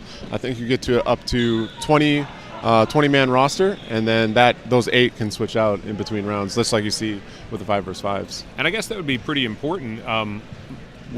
If you're starting with 5s, I imagine the fight has to be shorter generally than a 12 versus 12 because at some point you're going to be down to just 10 folks on the field. Yeah, you'll see the 12s do tend to drag out a lot longer than your 5 versus 5s, unless you have a really explosive team that just breaks through and just crumbles down.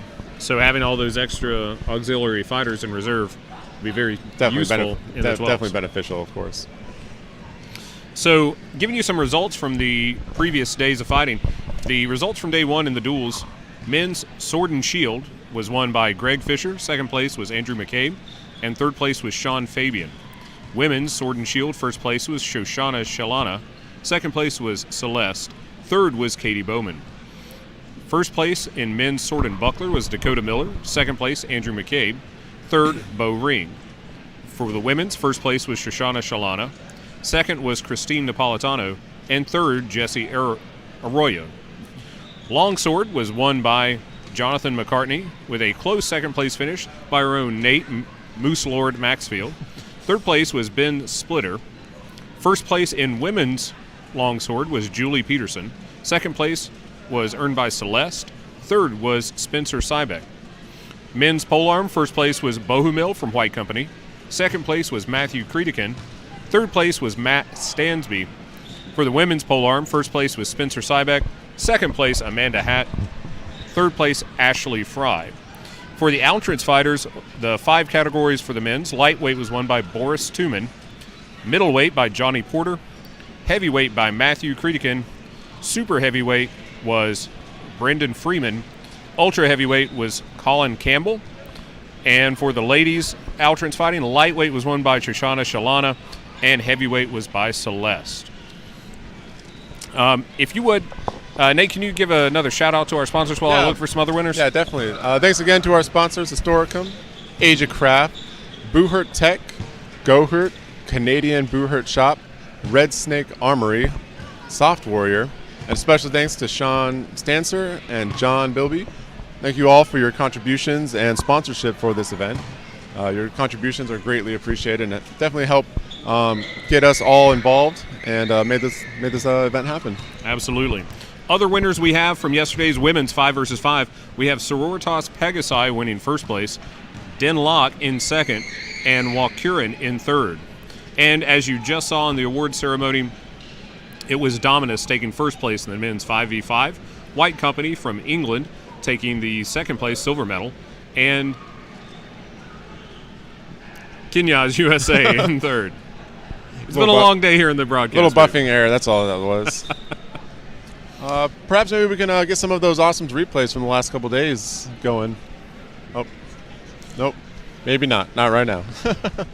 Some of the great tech that we've had going on here this year has been an addition is the replay system. And I know myself, it's been a good challenge, a happy challenge to get used to the replay system. This is the first year we've had it available to us in the broadcast booth. And every year this venue and this event just gets better and better. Being able to bring that replay and fill in those little dead times that we have usually in between rounds it has been just a game changer, I think, for especially as ourselves here in the commentary and for all of our viewers at home as well. Absolutely, and it's been a great experience for me having a second person in the booth with me. Nate, thank you for being here. You've added so much to this broadcast, and I hope you're going to come back next year and help us out. I've been coming to Carolina Carnage for the last 4 years, and I don't see any reason why I won't be next year as well. And we both competed in longsword on Friday, and maybe then we'll have a competition. We'll be able to face each other in the list. Yeah, we haven't faced each other yet, unfortunately. If not, a good pickup fight, and maybe he'll break a sword on me like he did on someone on Friday. Got to get a new one first. Well, we've got some great sponsors to choose from. That we do, and I'll probably be hitting up some of them after this weekend. So, with fighters that are looking to get involved in this sport, I know that I found it in the U.S. through friends that already did other medieval types of competitions. But if someone doesn't have a direct network to a current fighter, how would you suggest they go about that? All right. So if a fighter, like I found myself after when I was living in California, didn't have any idea what Boohurt was until I saw a couple videos on YouTube, and all I did was a quick Google. You can find a lot of the teams are listed in the HMB USA website. You can also go to palmettoknights.com and look up the Night Finder on their website, and they will put you in contact with one of the local teams in your area. Nate, I'm getting an update. We have contact with Dinky. Do we really? We have contact with Dinky. Now, I can't guarantee. We have made contact. I can't guarantee that it will last the whole time before the first 12 fight, but I think we're going to be patching in the Dinky interview shortly. Well, let's get him in there.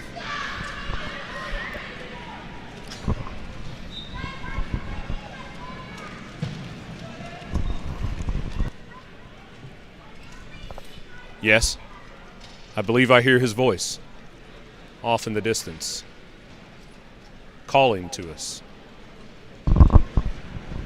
Dinky, Dinky, Dinky.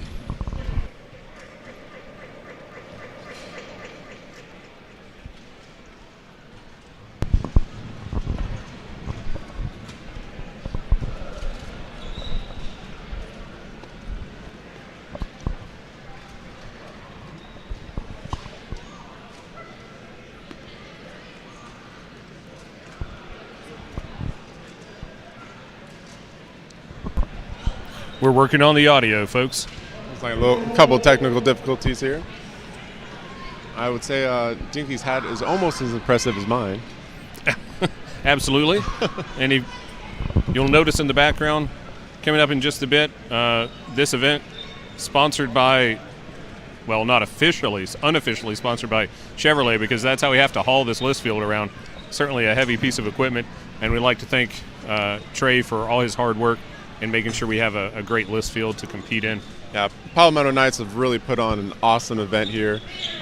They spend months and months prior to getting set up, reaching out for sponsors and setting up this awesome venue that we have here. This is by far one of the largest tournaments that we've had here in the United States. Over 260 different competitors throughout the 3 days we've been fighting. 16 5 vs 5 and 6 female teams for 5 vs 5s. It's been amazing 3 days that we've had here, and I look forward to doing it again next year. And in addition to Carolina Carnage, if if you are local to the South Carolina area, wait, we may have audio coming soon.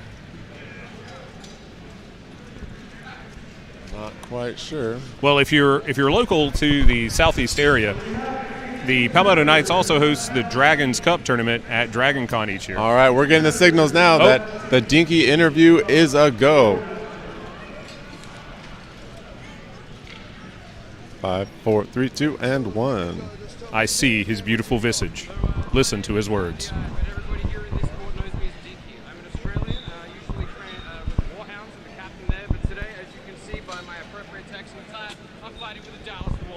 All right. How did that happen? Well, realistically, so originally, it's a bit of a long story, but to make it quicker, I was a guy called Daniel Cooper, trains out Western Wolves. Today he's on Dominus, one of the other Australians.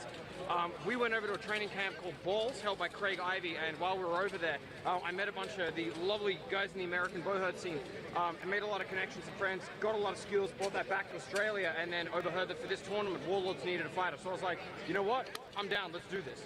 Great. What's the fighting scene like in Australia? So much smaller. Like, this is a very large tournament. We wouldn't have something sort of this size. What I tend to find is that while we don't have so much quantity, we do have a lot of quality. There's probably only like active, probably less than 10 teams, but a lot of the fighters from those teams, like obviously myself, Jake Taylor, Daniel Cooper, Wally Fry, those guys are representing out here. There's a very high skill ceiling in it. The Australian bowherd scene, while being small, I feel like between Team Havoc, Team Kraken, Christian Beasts, Warhounds, Tears, the whole lot, very, very highly rated, in my opinion. Slightly biased. All right, so don't be intimidated if I move this close to you. I'm just trying to get the volume. Yeah, not a problem. All right, so how's your weekend been going so far? It's been a good weekend. So we thought it came across, we planned it preliminary. We thought the main idea was we're going to try and make it through pools, get to the finals. Obviously we got that, so first goal achieved. And then just kind of grind iron and get as much steel as we can across the other teams. And that, obviously I think we finished overall fourth.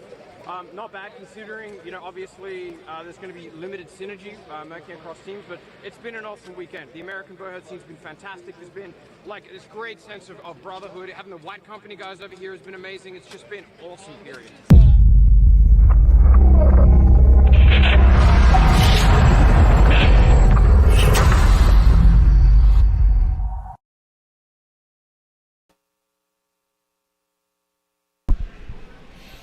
All right, and we're coming back around for the men's 12 versus 12.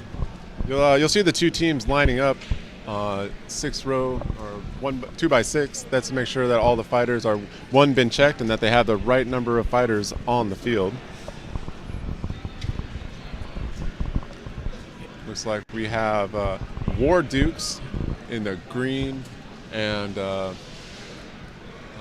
what was it? What color did they call that yesterday? I believe it was reported to us as Robin's Egg Blue. Robin's Egg Blue, correct, from the War Pigs on the right. On the left, we have the Burninators, which looks like a mix of Iron Lions and Kenyas. Like we made mention earlier, you'll see a lot more pole arms. You actually see longer pole arms to help get that reach when you see the two teams kind of meet in the middle.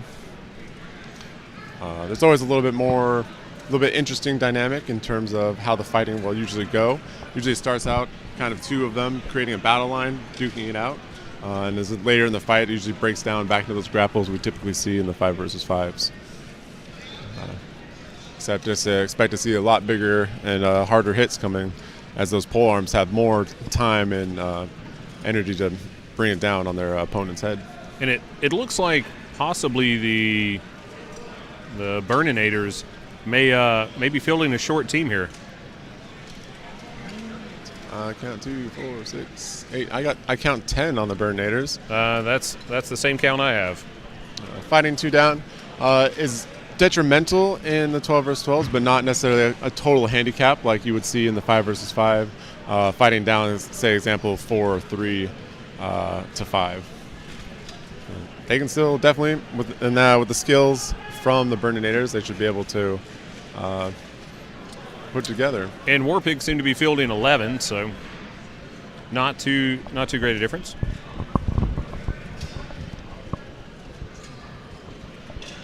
Alrighty, looks like we're about to ready to kick off the 12 versus 12s here at Carolina Carnage 2023.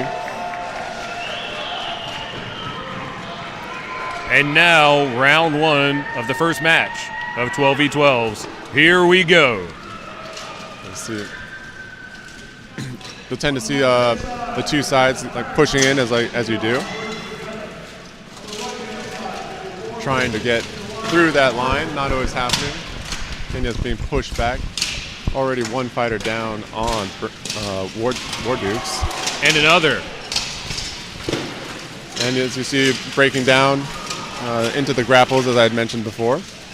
There's a lot more bodies always on the ground as well, so you have to be extra careful about those running and gunning in the middle of the list.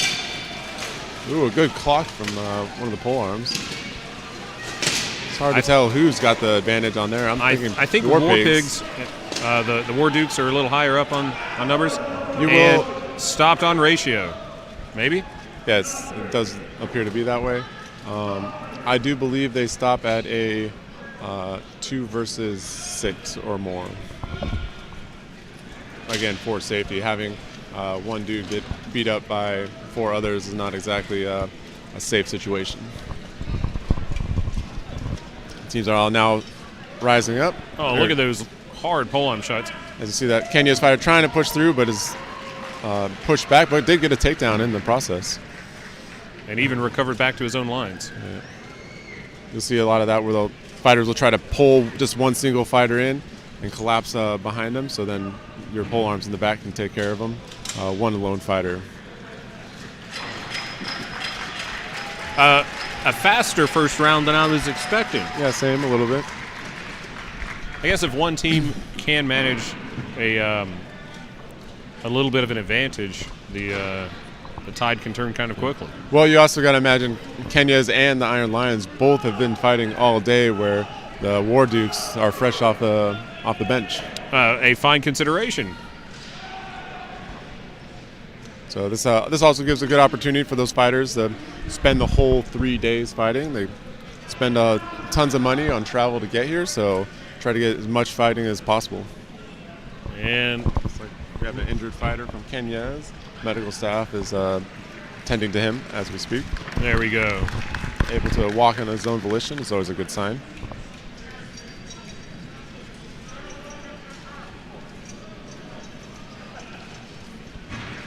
Appreciate the shout out in the chat. We are trying to get famous everywhere, but Australia would not be a bad place to do it. I'd love to come down there and visit you guys sometime. Just help with a plane ticket, and I'm all yours. For any of you else that is in the chat, go ahead and give us a shout out where you're listening from or watching from. We'd love to hear from you. We still have lots of fighting left today on day 3 of Carolina Carnage. Make sure to share this link out to all your social media and your friends. Alrighty. Burninators look like they're about to just do a charge. There they go, flying kicks and all. I see one Kenya's down. Some weapons down on the field. Wyvern's lost a weapon. Much more activity quickly. As you can see, it broke down from those battle lines into those classic grapples we're used to seeing with 5 versus 5s. Iron. And one of the Kenya's fighters backing out under the rail. Looks like Warpig is dual wielding over there. And this stop fight is called. Again on ratio. So it's tough to gauge the actual score of these. I'm just going to be marking round 1 and round 2 to the War Dukes. Yeah, we'll leave it up to the marshals and the actual scorecarders to count who's up and who's down. A lot of times what you have issues with is fighters are so eager to get back up and reset. The marshals usually give the all go after they've got the counts in. And it even looked like for a good portion of that bout, 4 of the War Pigs stood back in reserve. As a nice gesture for the Burninator, for sure. Again, we're not out here to injure anybody, just here to have some good fun, especially in the 12s. So good to see that sportsmanship from the War Dukes. Up next, we have Black Company and North Ward.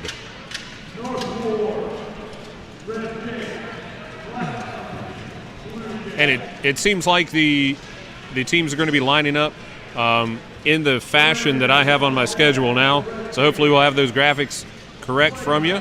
Last time they switched things around on us without any notice. So we will do our best. They should be correct from here on.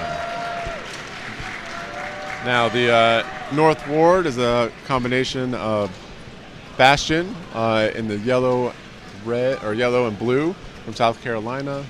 Looks like Wardens from Colorado. And Skullgrim. See 1 or 2 little Skullgrim in there as well. And Black Company looks like a mixture of, oh my goodness gracious alive, Dominus, Cerberus Emesis, and White Company. Our silver and gold team with a few fill-ins. Teaming up. This should be a good fight. Of course, Cerberus Emesis training with Dominus, I believe. Yeah, they fight out of the same state. The same facility, actually, up in the Pacific Northwest, Oregon specifically. To quote one of my favorite commentators of all time, this is going to be a slobber knocker, folks. All right, both teams lining up, making sure they're getting their counts, checking for safety.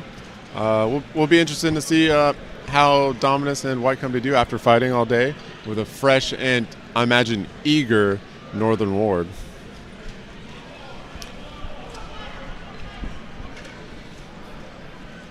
Always, these fights are a awesome treat. We're able to get a 12 vs 12 tournament going here in the United States as well. And this is such a great venue for this here. I'm sort of partial because I don't have to get on a plane to get here or travel overnight to do it. But in addition to that, I think this is a very fertile area of the country for this sport. Initially, I think a lot of our competitors were United States veterans. And with the number of military bases here in the Southeast, that may lend to more recruiting for that. But California and Texas sprang up teams very quickly. Oh, yeah. California with several. California has teams all up and down. The team I normally part with, Ordo Draconis, fights out of San Diego. I think we've got the Gold Knights, War Pigs are out of California as well, making the trip all the way across. I appreciate them being here. All right. Looks like Black Company is loading on the bottom rail while Northern Ward is making kind of a spread approach. You see those long pole axes in the back, their shield men in the front, hoping to drop some bombs and ring some bells. And you'll notice for the 12 versus 12, there are few, if any, marshals actually on the field. They vacate fairly quickly as opposed to the 5 versus 5. And a heavy push from Black Company at the top of the list, while the bottom of the list is being a little bit more conservative. Northern Ward pushing into the back, doing a check there, trying to get that Cerberus fighter off balance. Everyone's still standing for now. It looks like we have a few down in the far side. Really just got and a hard hit from behind in the top left. Pick your fighters and watch them go. Couple more down. Whole arms striking all over the place. Still looking pretty even. Good mix between Dominus and maybe a slide edge to Black Company. Oh, White Company goes down with a kick on himself. It looks like the polearm is out of the hand of the Warden's fighter. It looks looking like to retrieve a backup. Looks like Black Company is finally getting the edge on this fight, and Looks like I see more of them up than North Ward. There's our unofficial sponsor driving through the back. A good double team in the bottom right corner, suddenly joined by the rest of the field. That massive North Ward fighter. Oh. Dropped another one. And a trip there. Oh. Good to see that fighter moving. That had me worried there for a second, just not moving. So that's a scary, this can be a scary situation. And that looks like a 7-2 victory to Black Company. 7-2 to Black Company. Round 1, Black Company. Black Company pushing that battle line of Northern Ward up. Some of them trying to make a shoot through the gaps there. Able to break it down, and then it breaks down into the grapples that we normally see. Always fun to watch. Ton of action in 12 versus 12. You got to kind of just pick your fighters and watch the ones you want to see. A good tie up there. A good falchion strike to the head. Wonderful shot. Oh, there's that White Company fighter just tripping on his own foot. Another trade and there. A hard double-handed sword strike to the leg. Yeah. We didn't see too many two-handed falchions out there during the 5 vs 5s, but looks like they feel comfortable enough to bring them to the 12s.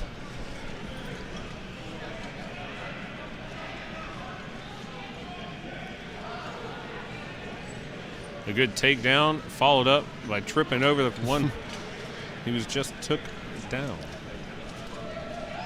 And there's the Colorado flag passing by. Alrighty. It's like the marshals are done in the county, doing their safety checks. And we'll get round 2 underway.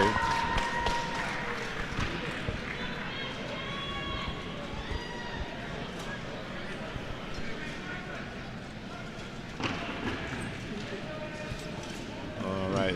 Now, all the same rules do apply from the 5 vs 5s as the 12 vs 12s in terms of striking. No strikes to the feet, back of the knees, groin, back of the neck, and vertical. You really have to watch those with so many pole arms being on the field at one time.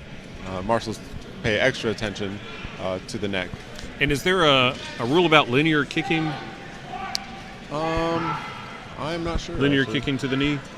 That's a good question. I'd have to brush up on my rules. I'll get back to you on that one. That may be an older rule. Yeah, because you are allowed to strike at the front of the knee, so with a weapon. So I wouldn't see why not with a leg as well. Bastion pushing hard at the bottom of the rail, trying to break up those lines. Instantly, the list folds into chaos. Oh, a hard shot in the corner, but no one goes down from it. Runners running every which direction they possibly can. Oh, White Company goes down. And some hard shots in the bottom left of the screen. Good fighting from that runner in the purple. Looks still pretty even. Good strike coming there in the middle. Oh, beautiful and a shot. blindside shot from the Warden. Oh, another. And a blindside follow-up on White Company. And another. And another until they all fall down. It looks that Black Company has the slightest of advantages, a trade. Seen a lot of 1, 2, 3. Oh, it's like a 5-on-3 situation. It looks like over there. I would say. Oh, got to be careful of those extra strikes on the ground. That can get you carded. And it looks like a 6-on-1 win for Black Company. Up next, Burninators versus Plague Knights. Plague Knights, first fight of the day. Burninators already facing War Dukes in the first 12 versus 12. I don't know if we're going to have much of a Burninators team. I see a lot of them as armored down. Let's see if they are able to field their 12s list or 12s team again. Otherwise, we may just move on to the next fight. You know, we were getting a lot of good feedback from the Dinky interview, but unfortunately the chat numbers have dropped down. I wonder if maybe we gave them too much too soon. Oh, maybe. Too much of a good Dinky. Well, hopefully the Dinky fans have not left the building. Oh, a hard shot there on the replay. wonderful right into the flying knee shoulder to that blade big area. fighter. Oh, and another hard shot to that. He was down. You start to notice a little bit more dust starting to kick up in the arena. Absolutely. After so many bodies in 3 days of trampling it. The ground seems to be finally drying out and starting to get a little bit dust in the air. Ah, a very nice Saleh. Gorgeous suit of armor there. Marshall's directing them in.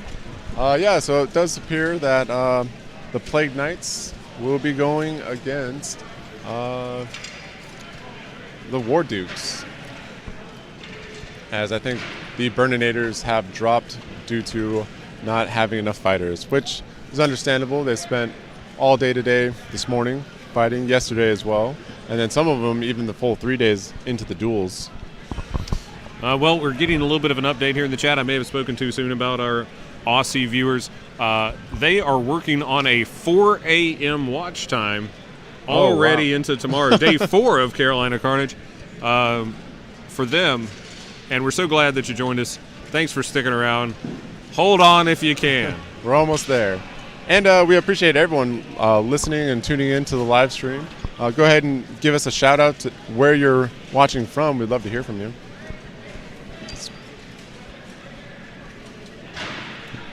And the truck in the background getting a fan as well. Go truck. I'd like to see that one in the list, just plowing through people. Well, that Chevrolet is built like a rock. Alrighty. It's like Marshall is doing a good inspection of the Plague Knights. That is my favorite of the 12v12 names by far. It is a very cool name. Looks like it's a mix of Plague Rats, local out of the PK Knights out of South Carolina, and Vanguard. Yes, I do see a Vanguard tabber down there in the purple. So. Oh, and I see a Nyaz USA fighter down there. Oh, they've allowed them to substitute in there. Appreciate that. Obviously, he just wants more and more and more when it comes to fighting. Possibly allowing Burninators, who are fielding a short team to begin with, to fill in with the others. That's good. Yeah, exactly. All right, and round 1 of the Plague Knights versus War Dukes. Big shots coming down on that fighter on the bottom of the rail. Shots ringing out left and right. Big tussle at the bottom of the list as the War Dukes get pushed into their own lines. Some hard two-handed falchion strikes. Center's trying to figure out. It's always difficult being a pole arm. There's so many targets. You gotta. It's like their favorite. As a two-hander, 12s are definitely a kids in the candy shop type scenario. I definitely think War Dukes are on top right now. Oh, looks like one of the and it looks like they call stop fight. And stop fight called. One of the Plague Rats. Looks like they lost some armor there at the top of the list. First round to the War Dukes. Again, Plague Knights on the blue side of the field. War Dukes on the red side of the field. A little bit of a switcheroo. Let's see. Both teams lining up and said once that initial line collapses and it just breaks into all the grapples that we see here today. It's typical of your 12 versus 12s. Some teams are able to keep that battle line longer than others. Some would say it's a performance issue, but they do their best. Some hard polearm shots there, followed by a takedown. Definitely, it's polearm's time to shine is in the 12s for sure.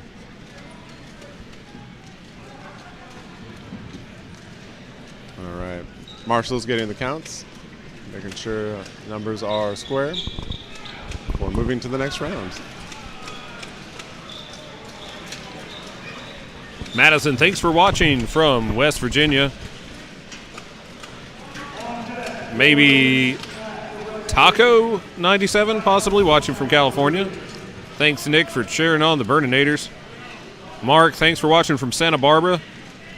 Diana, glad y'all are having that watch party there in England. Thanks for joining us.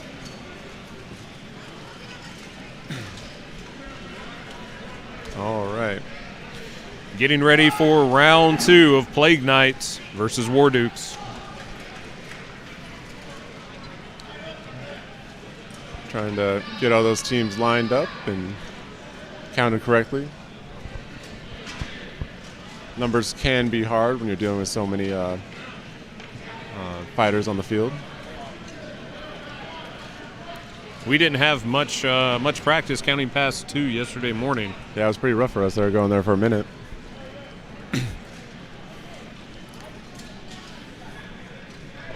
I still don't know what comes after 5. I know a lot of them that come after 5. I'm just not sure it comes initially after. Oh, yeah. Oh, that reminds me. Did you hear about the Roman centurion? No, I didn't. What happened? He went into a bar, and he asked the bartender for 5 beers. Nice.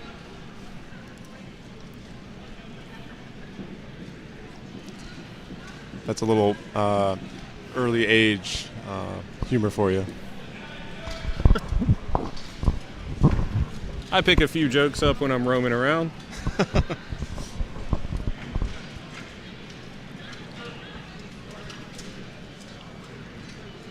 Alrighty. Dressed like this after the fighting, it's always comedy night.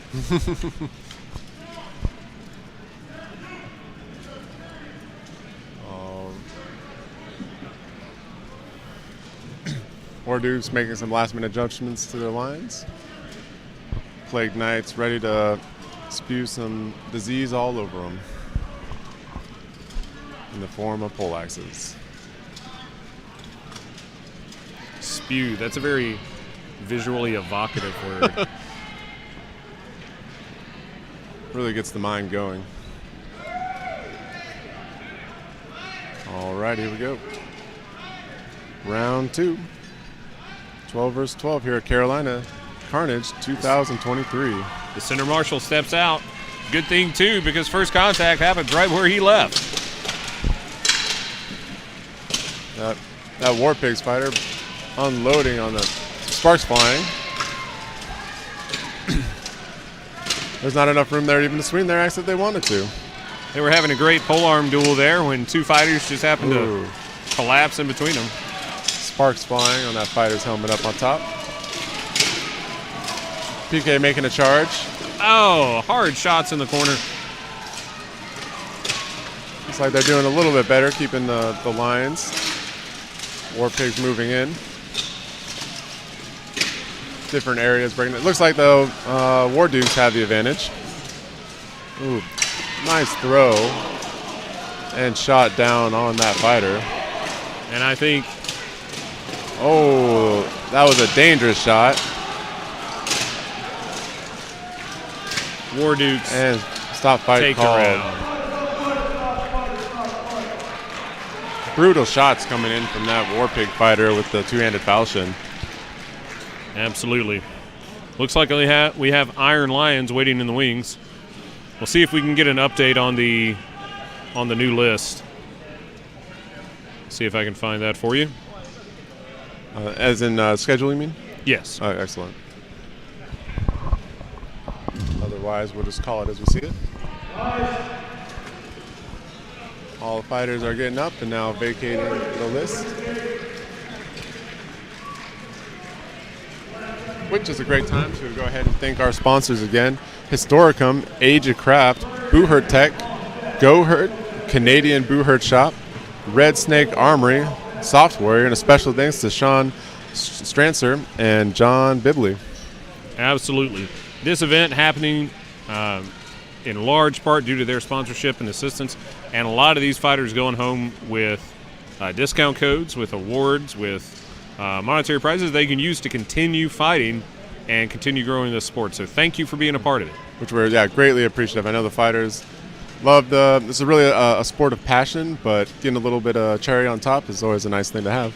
And you know, Now that I think about it, you know what I'd love to see at a sponsored event like this at some point? What's that?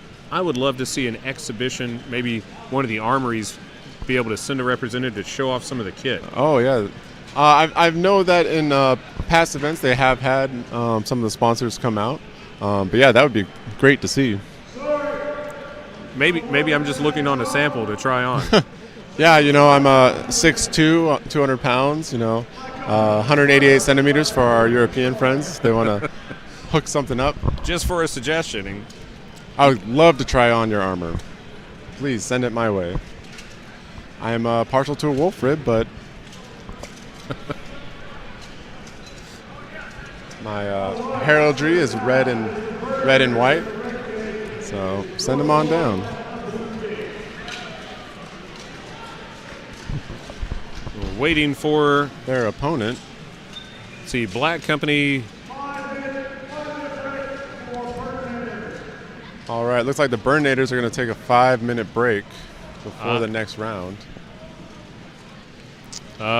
Black Company was just on the field.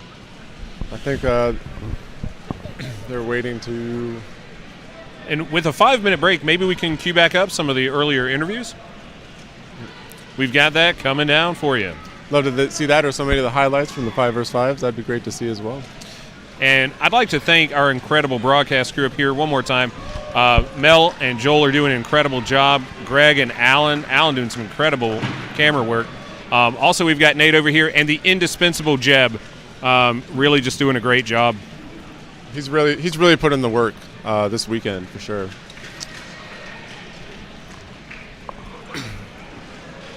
So if you can just tell me your name and what team you're on. So my name is Dylan D.I., but everybody here in this sport knows me as Dinky. I'm an Australian. I usually train with Warhounds. I'm the captain there, but today, as you can see by my appropriate text and attire, I'm fighting with the Dallas Warlords. All right. How did that happen? Well, realistically, so originally, it's a bit of a long story, but to make it quicker, this guy called Daniel Cooper trains out of Western Wolves. Today, he's on Dominus, one of the other Australians. We went over to a training camp called Balls, held by Craig Ivey, and while we were over there, I met a bunch of the lovely guys in the American bowherd scene. I made a lot of connections and friends, got a lot of skills, brought that back to Australia, and then overheard that for this tournament, Warlords needed a fighter. So I was like, you know what? I'm down, let's do this. Great. What's the fighting scene like in Australia? So much smaller. Like, this is a very large tournament. We wouldn't have something sort of this size.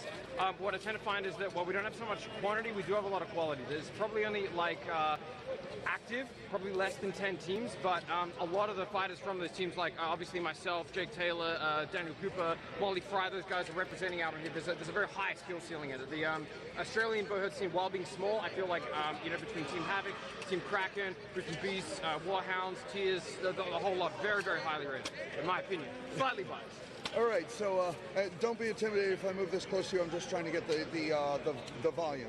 Yeah, not a problem. All right, so how's your weekend been going so far? It's been a good weekend. So we sort of came across, we planned it preliminary. We thought the main idea was we're going to try and make it through pools, get to the finals. Obviously, we got that, so first goal achieved. And then just kind of grind iron and get as much steel as we can across the other teams. And that, obviously, I think we finished overall fourth. Not bad considering, obviously there's going to be limited synergy working across teams, but it's been an awesome weekend. The American bowherd scene's been fantastic. There's been like this great sense of brotherhood. Having the White Company guys over here has been amazing. It's just been awesome, period. Yeah, I noticed we got the White Company and we've got the Canadian team, the Skullgrims here. Skullgrims have been awesome, and Josh Fryer and Genevieve, we met at Balls as well, the previous training camp. It has been awesome to see the Canadians come down here and absolutely wreck shop. Huge respect to all you guys in Canada. Now, what are your hopes for the sport in Australia and what you're going to be doing in the sport? So, interesting topical point. I am actually the Australian Medieval Combat President currently. One of the main sort of goals I have, especially when it comes to here as well, is to get closer ties with America. I believe that Australia and America are very interlinked and have a lot of mutual ground to cover. I feel like in some ways, there's a new sort of era sort of coming into focus where Australia and America have a much higher sort of level of teamwork and can benefit a lot from working well together. Obviously, did a great effect in the list with Dominus, but even out of the list. Oh, Jake! But obviously bringing that across, does mean that there's a really good chance to improve and bring the entire sport forward. So that's what I sort of feel like is in terms of the future. Well, you know, Australia and America, much tighter. Canada as well, much tighter. New Zealand, much tighter. The English-speaking world, providing a really formidable force to the international bird scene. Okay, I won't keep you. Thank you very much. Not at all. Okay, anything you want to say to your Australian fans? I'm going to say for the Australian fans, 1, 2, Warhounds! There you go. Blew out the mic. All right, thank you very much. Captain Zork coming at you. All right, and we are back to our next match. Looks like we got the War Dukes versus the North Ward. War Dukes and North Ward. Looks like they may be fielding a little bit of a short team to have some reserves. Again, after 2 or 3 days of fighting, it's understandable that some of these teams might be short. Plus, with just the amount of people you need to field the 12s, it can really start to take a toll. These fights tend to be a little bit more brutal in terms of striking, grappling, more bodies on the field. There's also a chance for more injuries, so Marshall's definitely taking extra consideration for safety out there during these fights.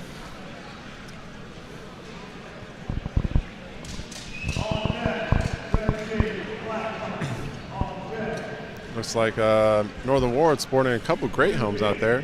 You don't see those too often, but they are there. It's interesting to watch the kit change. After I mentioned the lack of the Eastern kits, someone yesterday was saying that they felt that they weren't quite as good for the melee. I don't know if that's the case or not, or maybe they're just not as popular in the U.S. I can say I haven't actually fought in one, but I can understand some of the dynamics of why they would think that. The Tonga tends to be a lot longer and heavier in terms of plates, and can be still have a little bit of openness to them as well. Quick engagement. Looks like on the near side of the field, pushing them to the back of their list. Fighters going down all over the place. Forearms having a heyday. I imagine the field commanders said that we need to take out the War Dukes quickly, and that's what caused that charge. Oh, yeah. Looks like the War Dukes do have the advantage. And that should be a stop fight. I'm surprised they haven't called it yet. It is a 5-on-1 scenario. Well, oh, 2. I see there's 2 there. And there are a couple of My wardens mistake. And a vanguard. Actually, I think War Dukes may be down. War Dukes at 3. Oh, maybe. I totally called that wrong. My mistake. And now 2. It's a 5-on-2. I switched up what I thought it was earlier. See Bastion, Vanguard, and Wardens, and 2 War Pigs. It's that Robin Egg Blue colors that got me. And this is the closest 12 we've seen so far. Great footwork, staying vertical. Taking a big strike with that fashion. Oh, and it's a 2-1 fight. Correction, 2-2. No, 3-1 actually. 3-1? They'll start fight. No, I can't. That was a friendly fire shot. Yeah, it did. Unless they're switching teams real quick. Anything to keep the fight going, I guess. Last man standing. Traitors amongst them. You definitely get a little confused after having to fight those teams all day yesterday. When you don't see your own tabards, you definitely see other enemy.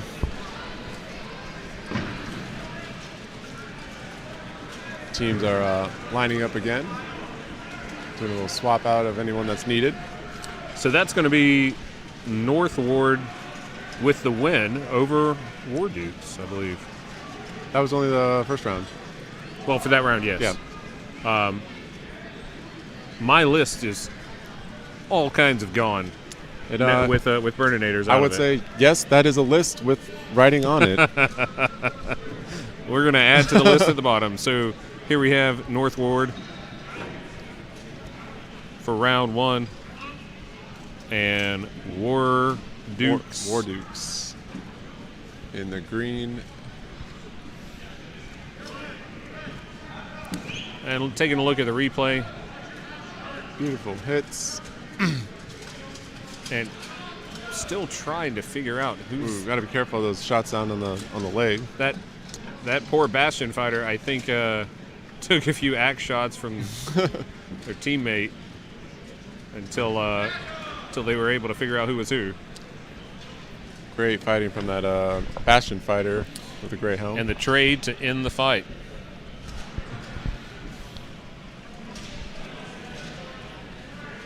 All right, looks like the Northern Ward is going to try doing a similar stage. Stacking that lower part of the list with a ton of fighters.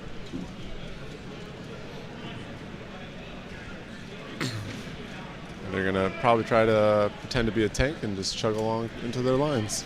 Look like the Marshals are having a couple of last-minute checks and a weapon swap.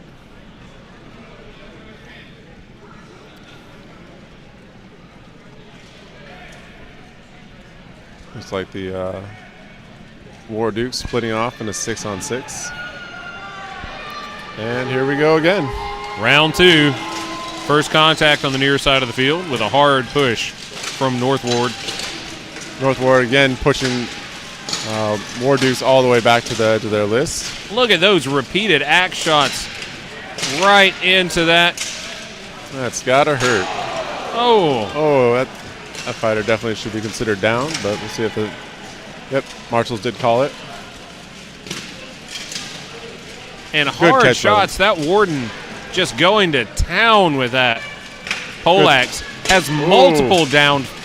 Number 77 with the Wardens.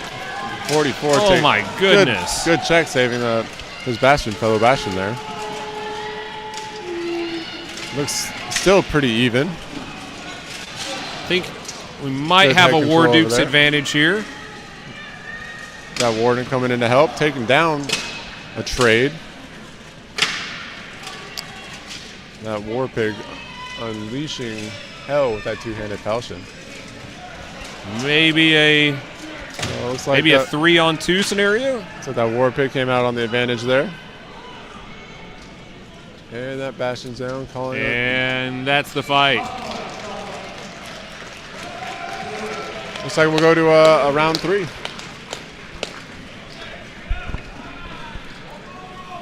And War Dukes, the winner of that round. Taking a look at the replay here. Shots going. Those hard axe shots just slamming in. Yeah, you definitely tend to get a lot more of those pole arms swinging in the 12 versus 12s. A Warden fighter making good.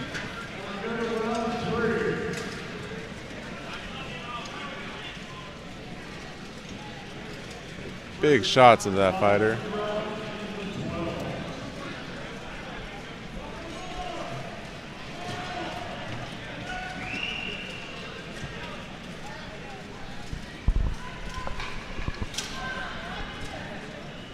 And a good trip. Good field awareness to know where to put the bodies. That fighter taking a knee note, not wanting that pole arm anymore. Into round 3 we go. Looks like North Ward might be down 1 or 2 fighters. And then it looks like maybe Black Company and Plague Knights are ready on the wings. Yeah, looks like North Ward is only fielding 9 fighters at this time. Oh, a couple more are trickling in. Oh, there we go. Looks like they might be pulling a Plague Rat in to help. Looks like a Plague Knight snuck in there. Hopefully it doesn't spread too much disease.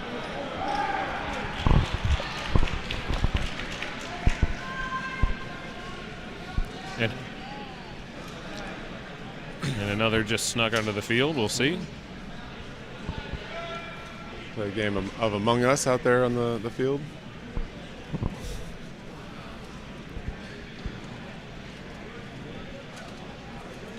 I'd like to thank viewers at home again for tuning in all across the world. We definitely appreciate your guys' support and joining us here today. We've had viewers from Australia, Iraq, the UK, Ireland yesterday. all across the United States, all across Canada, New Brunswick, Nova Scotia, Ottawa. Germany, Italy, yes. Argentina. Argentina. I have not seen anyone give a shout out from any of the Asian countries. I don't recall. All right, and we're into round 3. And quick moving in the center. Big shots coming into the and a hard takedown. Fires. Too many W names in this list. That fighter doesn't have a weapon. Taking plenty of shots. Several wardens going down. Ooh. Good shots coming in from that warden fire into that war pig. Looks like it's stalled a little bit down at the bottom of the list. Being a little bit more standoffish. One warden down at the top of the list. As And the war pigs reset. Definitely the War Dukes having the advantage at the moment, it seems. They do indeed. There's the ABCs of polearm combat. Always be chopping. That war pig making a run for the backfield. Good throw by that warden. This looks like it's evening out a little bit. Oh, hard falchion strikes. Well, looks like that warden fighter had a gauntlet stuck in his arm. Oh. Good block by that fighter. And taking down that two-handed falchion fighter, I think if this was Bastion can get the throw, and he does. Beautiful. Looks like it's the advantage to the Northern Ward. 1, 2, 3, 4, 5. 1, 2, 3, 4. Oh, I didn't see them in the bottom corner there. It's hard to tell who's alive and who's down. It does look like North Ward. Oh! And hard to count here. Bodies over bodies. I see. Ooh, big action. I see 4-2. And now 4-1. That fight to North Ward. Alrighty. Round 3 to North Ward. Good fighting indeed. All right, looks like Black Company and Plague Knights are both up next. Don, thanks for cheering on. Greg from New Hampshire. Warren's waving around their battle flag. Good checks and attacking over there. It definitely gets very chaotic there in the 12s. Gotta constantly keep your head looking around. Oh, that one warden looked like he was blocking his head with his gauntlets. Yep. That sounds like a dangerous way to break some fingers. That's a good way to break some fingers. Indeed. Those wardens war pigs pushing the warden down. Good takedown on their part. Grappling the bottom of the list there. Pole arms coming in. Never feels good. And a good trip at the top. Good check. Good shield punch. And here's the takedown of that falchion in just a second. The two-hander, yep. Yep. I think he takes a shot at Ian there and then gets pushed over a pile. Gotta watch out. You better not cry. Better not pout. I'm telling you why.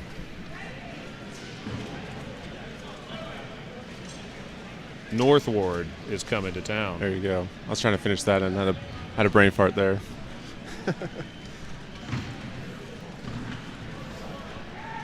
All right, we now have in the list Black Company making up of Dominus, Cerberus, and White Company. And Plague Knights of PK, Plague Rats, and I think Vanguard as well. Seeing the Archer's helm's more common with Palmetto Knights. I think that's partly due to the trend set by our hero Trey. I say that with no irony either. Definitely a hallmark of PK for sure. I don't see many other clubs or teams using them. Here we go. Black Company holding the line. I'm sure none of those fighters are getting through. Oh, Good whack to solid the head push. there. Black Company with the lead early on. They're making definitely good work of the Plague Knights. Some of Black Company in the center looking for an opponent and finding one on the near side of the screen. They become scarcer and scarcer as time goes by. Oh. Good throw by that Plague Knight. And staying up, too. It's never fun being the guy falling on. And stop fight call. It's like round 2, Wow. Black Company. That's the first round going to Black Campbell Company. Out there in the middle. With all the favors on his belt. A brutal fighter, but one of the nicest people you ever meet.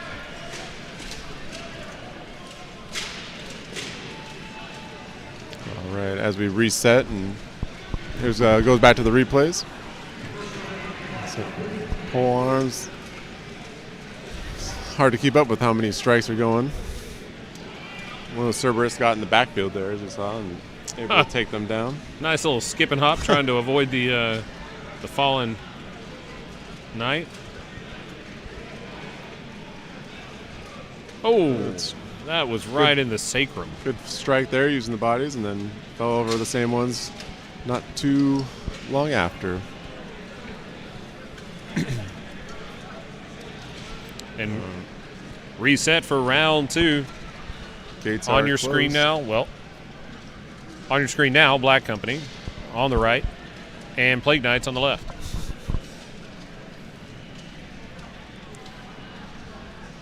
On your screen, eventually, everybody.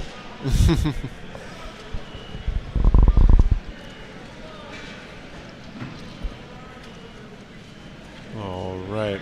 See if Plague Knights can bring a round to Black Company.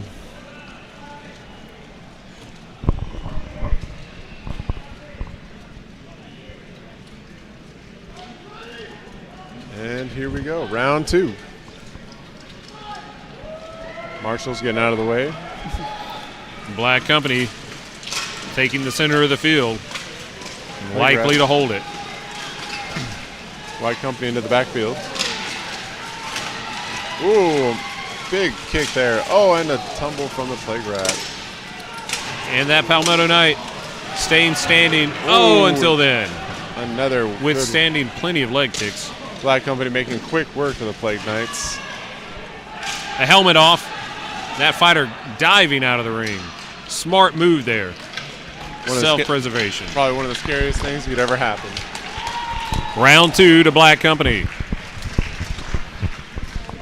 Waiting to see who will be following.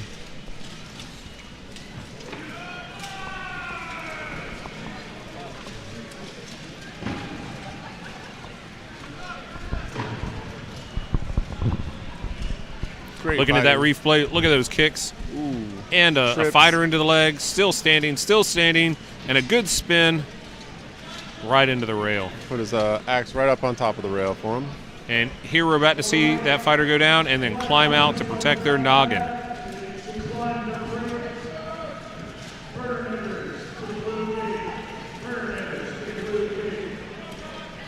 He's calling for Burninators. I haven't seen them since their first round. I don't know if they are still up or not. Interesting. Black Company denying their break, saying they don't need one. Showing you the athleticism of that team as a whole, fighting for 3 whole days straight. Absolutely. I was talking to some of the White Company fighters about some of their training. They say on some of their practices, they do enough rounds to simulate a tournament. So fighting anywhere between 11 to 12 plus fights during just one training session. That's incredible. One of the challenges early on in the United States development of the sport, I think, was that teams were not only small in number and small in size individually, but so spread out compared to Europe. Yeah, exactly. It was an overnight drive just to go see your nearest team to try to get a large enough group to do 5-on-5. That too, and getting a hold of armors was so difficult as well. So with geography playing a factor there, I think that's one of the reasons why the U.S. has fewer tournaments. Is in addition to having, well, I don't know if we have more teams in the country compared to other countries, but we certainly have a longer distance to travel to get between them. Yeah, any team that wants to go to any tournament, you're looking anywhere between a day of travel at least. Whether East Coast goes to West Coast comes here, and then those flyover states in the middle as well. And I haven't seen the Mexican team lately. I'm not watching a lot of international competition myself, unfortunately. I know they have had a couple Boo Hurt League tournaments down in their country. I think we had some United States teams actually attend those as well. And we had the Mexican team visit us at Carolina Carnage a few years back. I do remember that, yeah. But no, just overall, the fighting has hugely increased year to year with the teams in America, and it's just awesome to see. And I think with the various restrictions that have prevented growth in all areas of sport in the past couple of years, as those change, I think we're going to see a rebound. Oh yeah. And I think that's perfect evidence of it here. A larger crowd than we've ever had. Most fighters, most teams, most support staff being involved. Yeah, it's a wonderful sight, and I'm glad to be a part of it. And if you want to be a part of this awesome league that we have going here too, go ahead and hop on the Googles, Google HMB USA or Palmetto Knights, and we can get you hooked up. Either a fighter, support, or marshal. So sign up and come on out and fight with us today.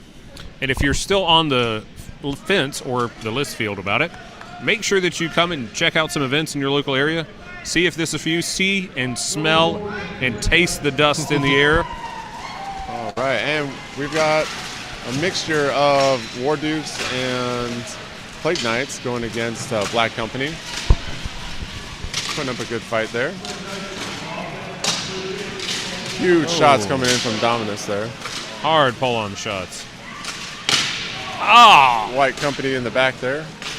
That's a helmet splitter. I think my belt got rung off that hit.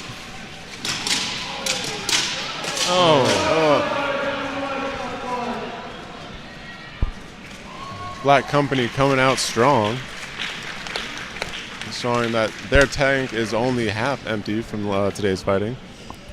Wonderful endurance today. And it really takes a lot of endurance to be in the sport, but don't let that be preventing you from joining.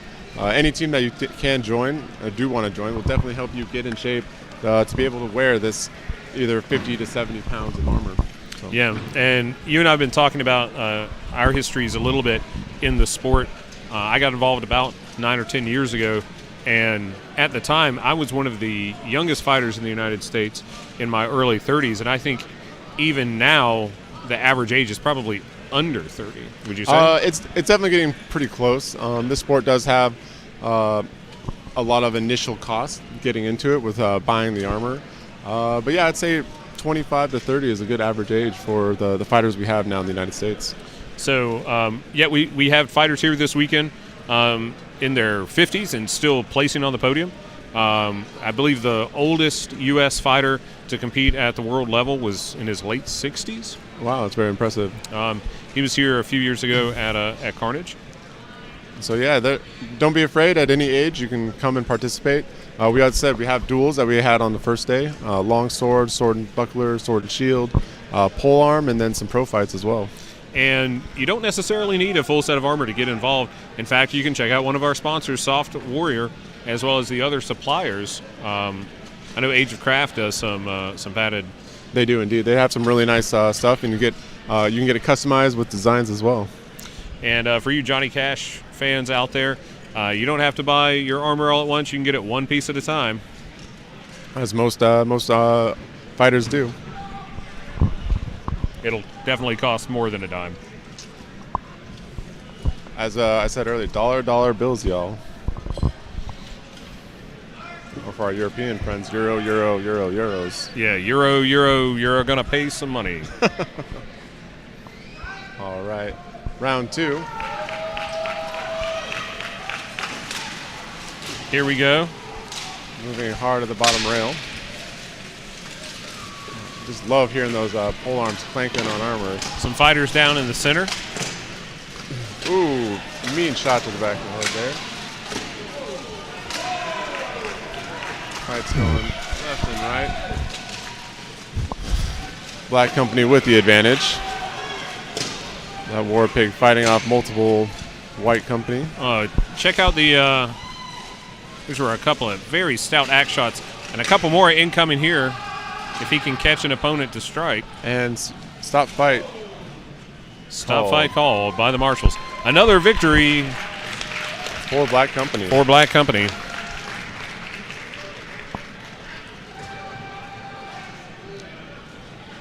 Marshals cause rise, and the fighters are now clearing the list.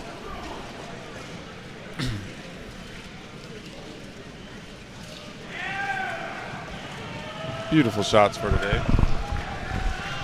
All right, let's see who we have up next. I do believe the majority of those fighters.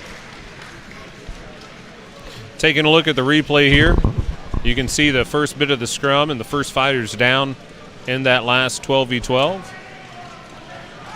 Field awareness always important, keeping that polearm fighter on his feet.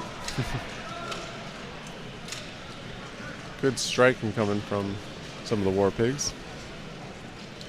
Oh, and just a takedown from behind lifted him off his feet and sat him down. Some fight, some push under the rails. Looked like we had a headlock there that tried to end, but couldn't quite get it. Ended on the ground. Looks like we have North Ward getting ready on the red gate. And Plague Knights on the blue. See how much more of these fighters have in them. White Company after the 12s is going to be doing a seminar with a lot of the American fighters, giving a little bit of those tips and tricks, and teach us a little something over here. Really appreciate that. Once again, we'd like to thank you for joining us for Day 3 of Carolina Carnage at the T. Ed Garrison Arena in beautiful Pendleton, South Carolina. And we hope that you can join us again next year, either in person or on the live stream. Thanks for chatting. Thanks for contributing that way. Also, please share this link. Share the sport. Even once the live stream is over, you can share links, share to the videos so people can catch up, get involved. And a lot of folks, at least in the United States, don't even know that this exists. And once they do, they kind of find a home that was a little spark in their heart that they always knew was there but didn't know how to turn that into a fire.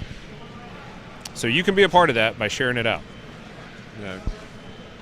And also, just for all of you know, we will have a unedited version of the live stream of the whole list for both the events, recorded and distributed later at a later time.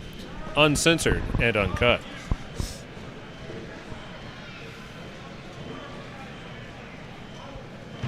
All right, looks like the fighters are getting ready to rock and roll. So we have what looks like Bastion, the Wardens, and maybe some Vanguard making up North Ward. And then the Plague Rats and Palmetto Knights. Now, this, now that I'm seeing it, I think this may be the first time that the Palmetto Knights have faced Bastion, the two South Carolina teams. This may be the first time they've faced this tournament because they were in separate 5 versus 5 brackets. That is correct, yeah.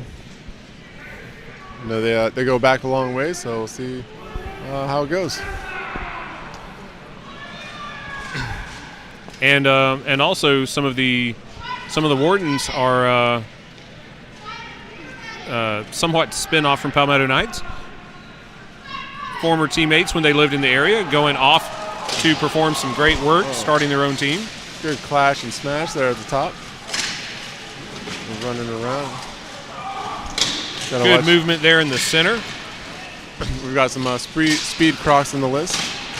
Oh, hard shots from the Warden, crashing down on the near side of the field. Oh.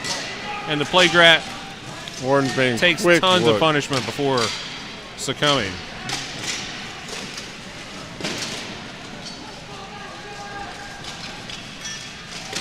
Big shots coming in. More hard shots raining in.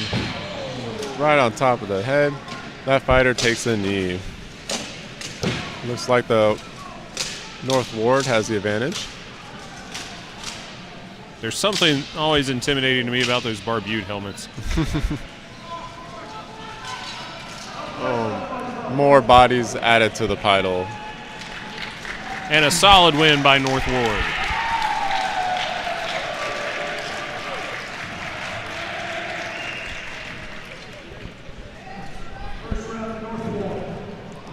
Good fighting. And the fighters rise and begin to reset. Watch this replay again.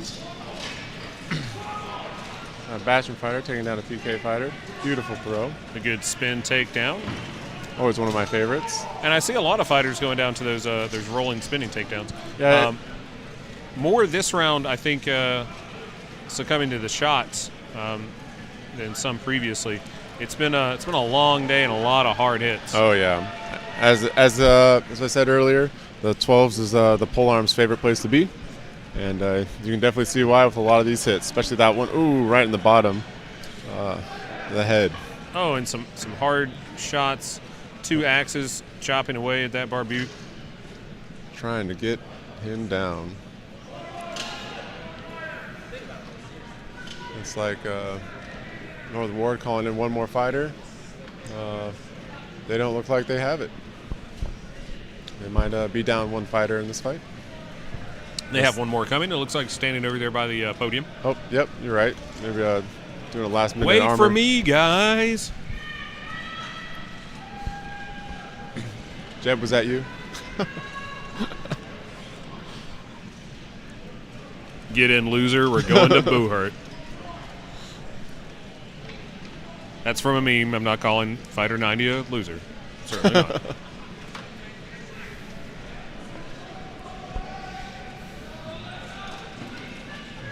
Doing some last final preparations there. So, fighting in the duels and some of the pro fight stuff that I've done, I like floating arm articulation a whole lot. But then I watch this and think there's no way that I would trust my elbow to floating articulation here. But thankfully, that seems to be a fairly unjust worry. Most folks out here seem to be carrying floating articulation. Yeah, for me, I fought melees with both. I like the preference of being a two-hander, having the articulating arms. That way, without owning having a shield on the battlefield, I can at least turtle up and offers a little bit more protection than what the floating arms can provide. So quick moving in the center, 2 large groups with some fighters going down early. Like hard axe shots. Just a train of fighters been pushed everywhere. Oh, right in the spine. Having those all that blue on the field can definitely be confusing.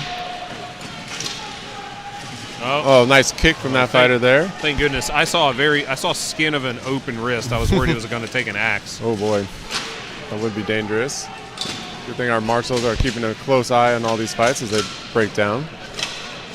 Hard axe shots raining in the far side of the field. That archer's helm doing its job. Making noise.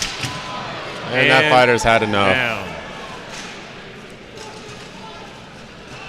Stop fight. It's been Stop called. fight called. Second round going to North Ward. Good fight. Plenty of big hits coming in during that round. Awesome job.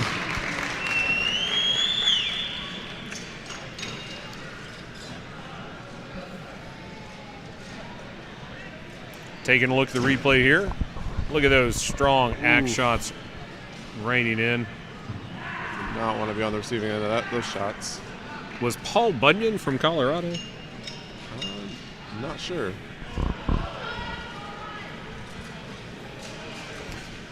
And some trade-off takedowns falling down over the pile. And here are those hard shots raining in on that arch. I'm counting 2, 3, 4, 5, 6, 7, 8.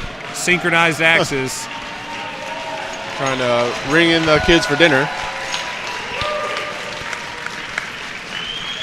Scott, thank you for watching from Southern California.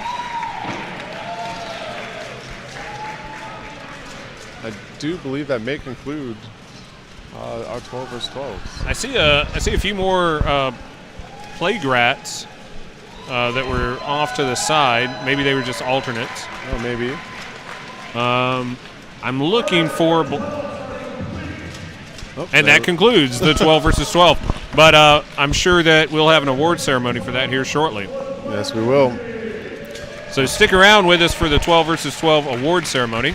And a huge thank you for everyone that's tuned in for the last 3 days here at Carolina Carnage 2023. You guys have definitely made our job a little bit more fun participating with the chats, and we hope to see you guys at the next event.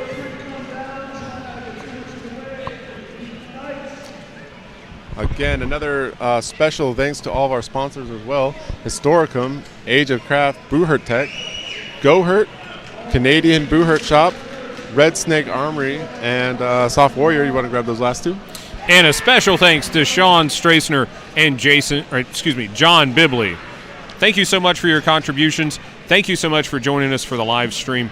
And if you can join us in person, that'd be great. If not, make sure that you share the links for the recorded live stream for folks that want to catch definitely. The recap, the wonderful interviews provided as well. I hope you've enjoyed the increase in production here, and we'd like to thank all of our volunteers, thank all of our marshal staff, all of the staff it took to set this up, run the gate. My favorite new commentator, the Moose Lord, here with me. Thank you for having me. I appreciate it a lot, and some of those persons in the chat want to fly me to their events. I'll gladly commentate there for them as well. Absolutely. If you'll stick around for just a moment, I'm going to see if we have our winners listed. I thought I heard Larry might have just called out the winners rather than a full-on ceremony. I'm not sure. Let's see what I can find.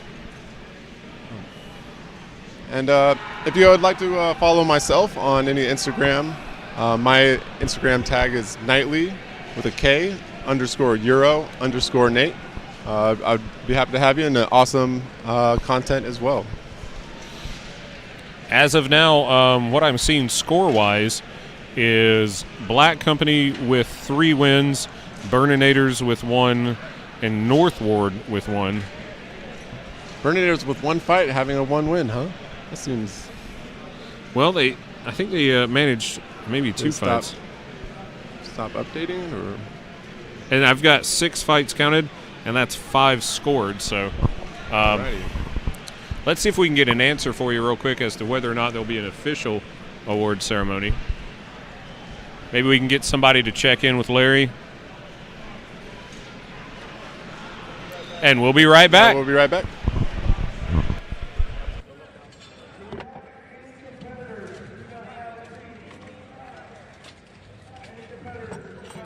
So this is the door that keeps people in and out of the field.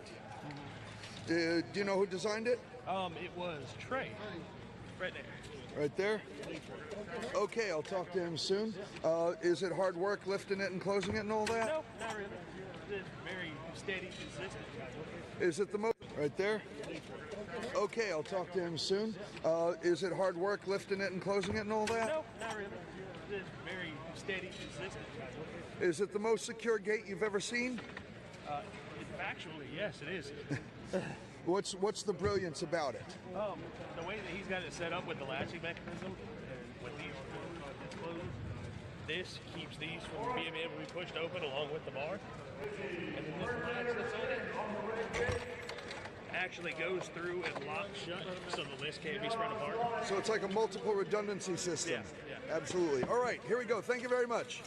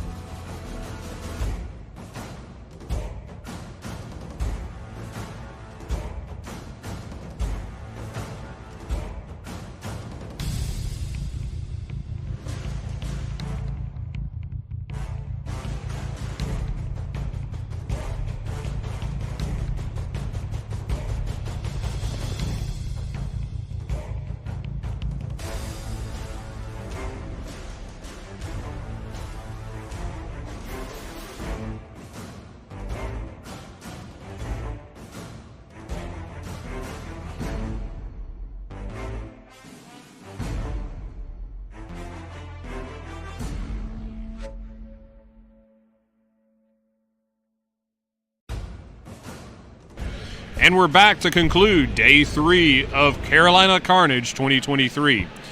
Today was a great battle of the 5 versus 5 final tournament, as well as the women's all-v-all and the men's 12v12.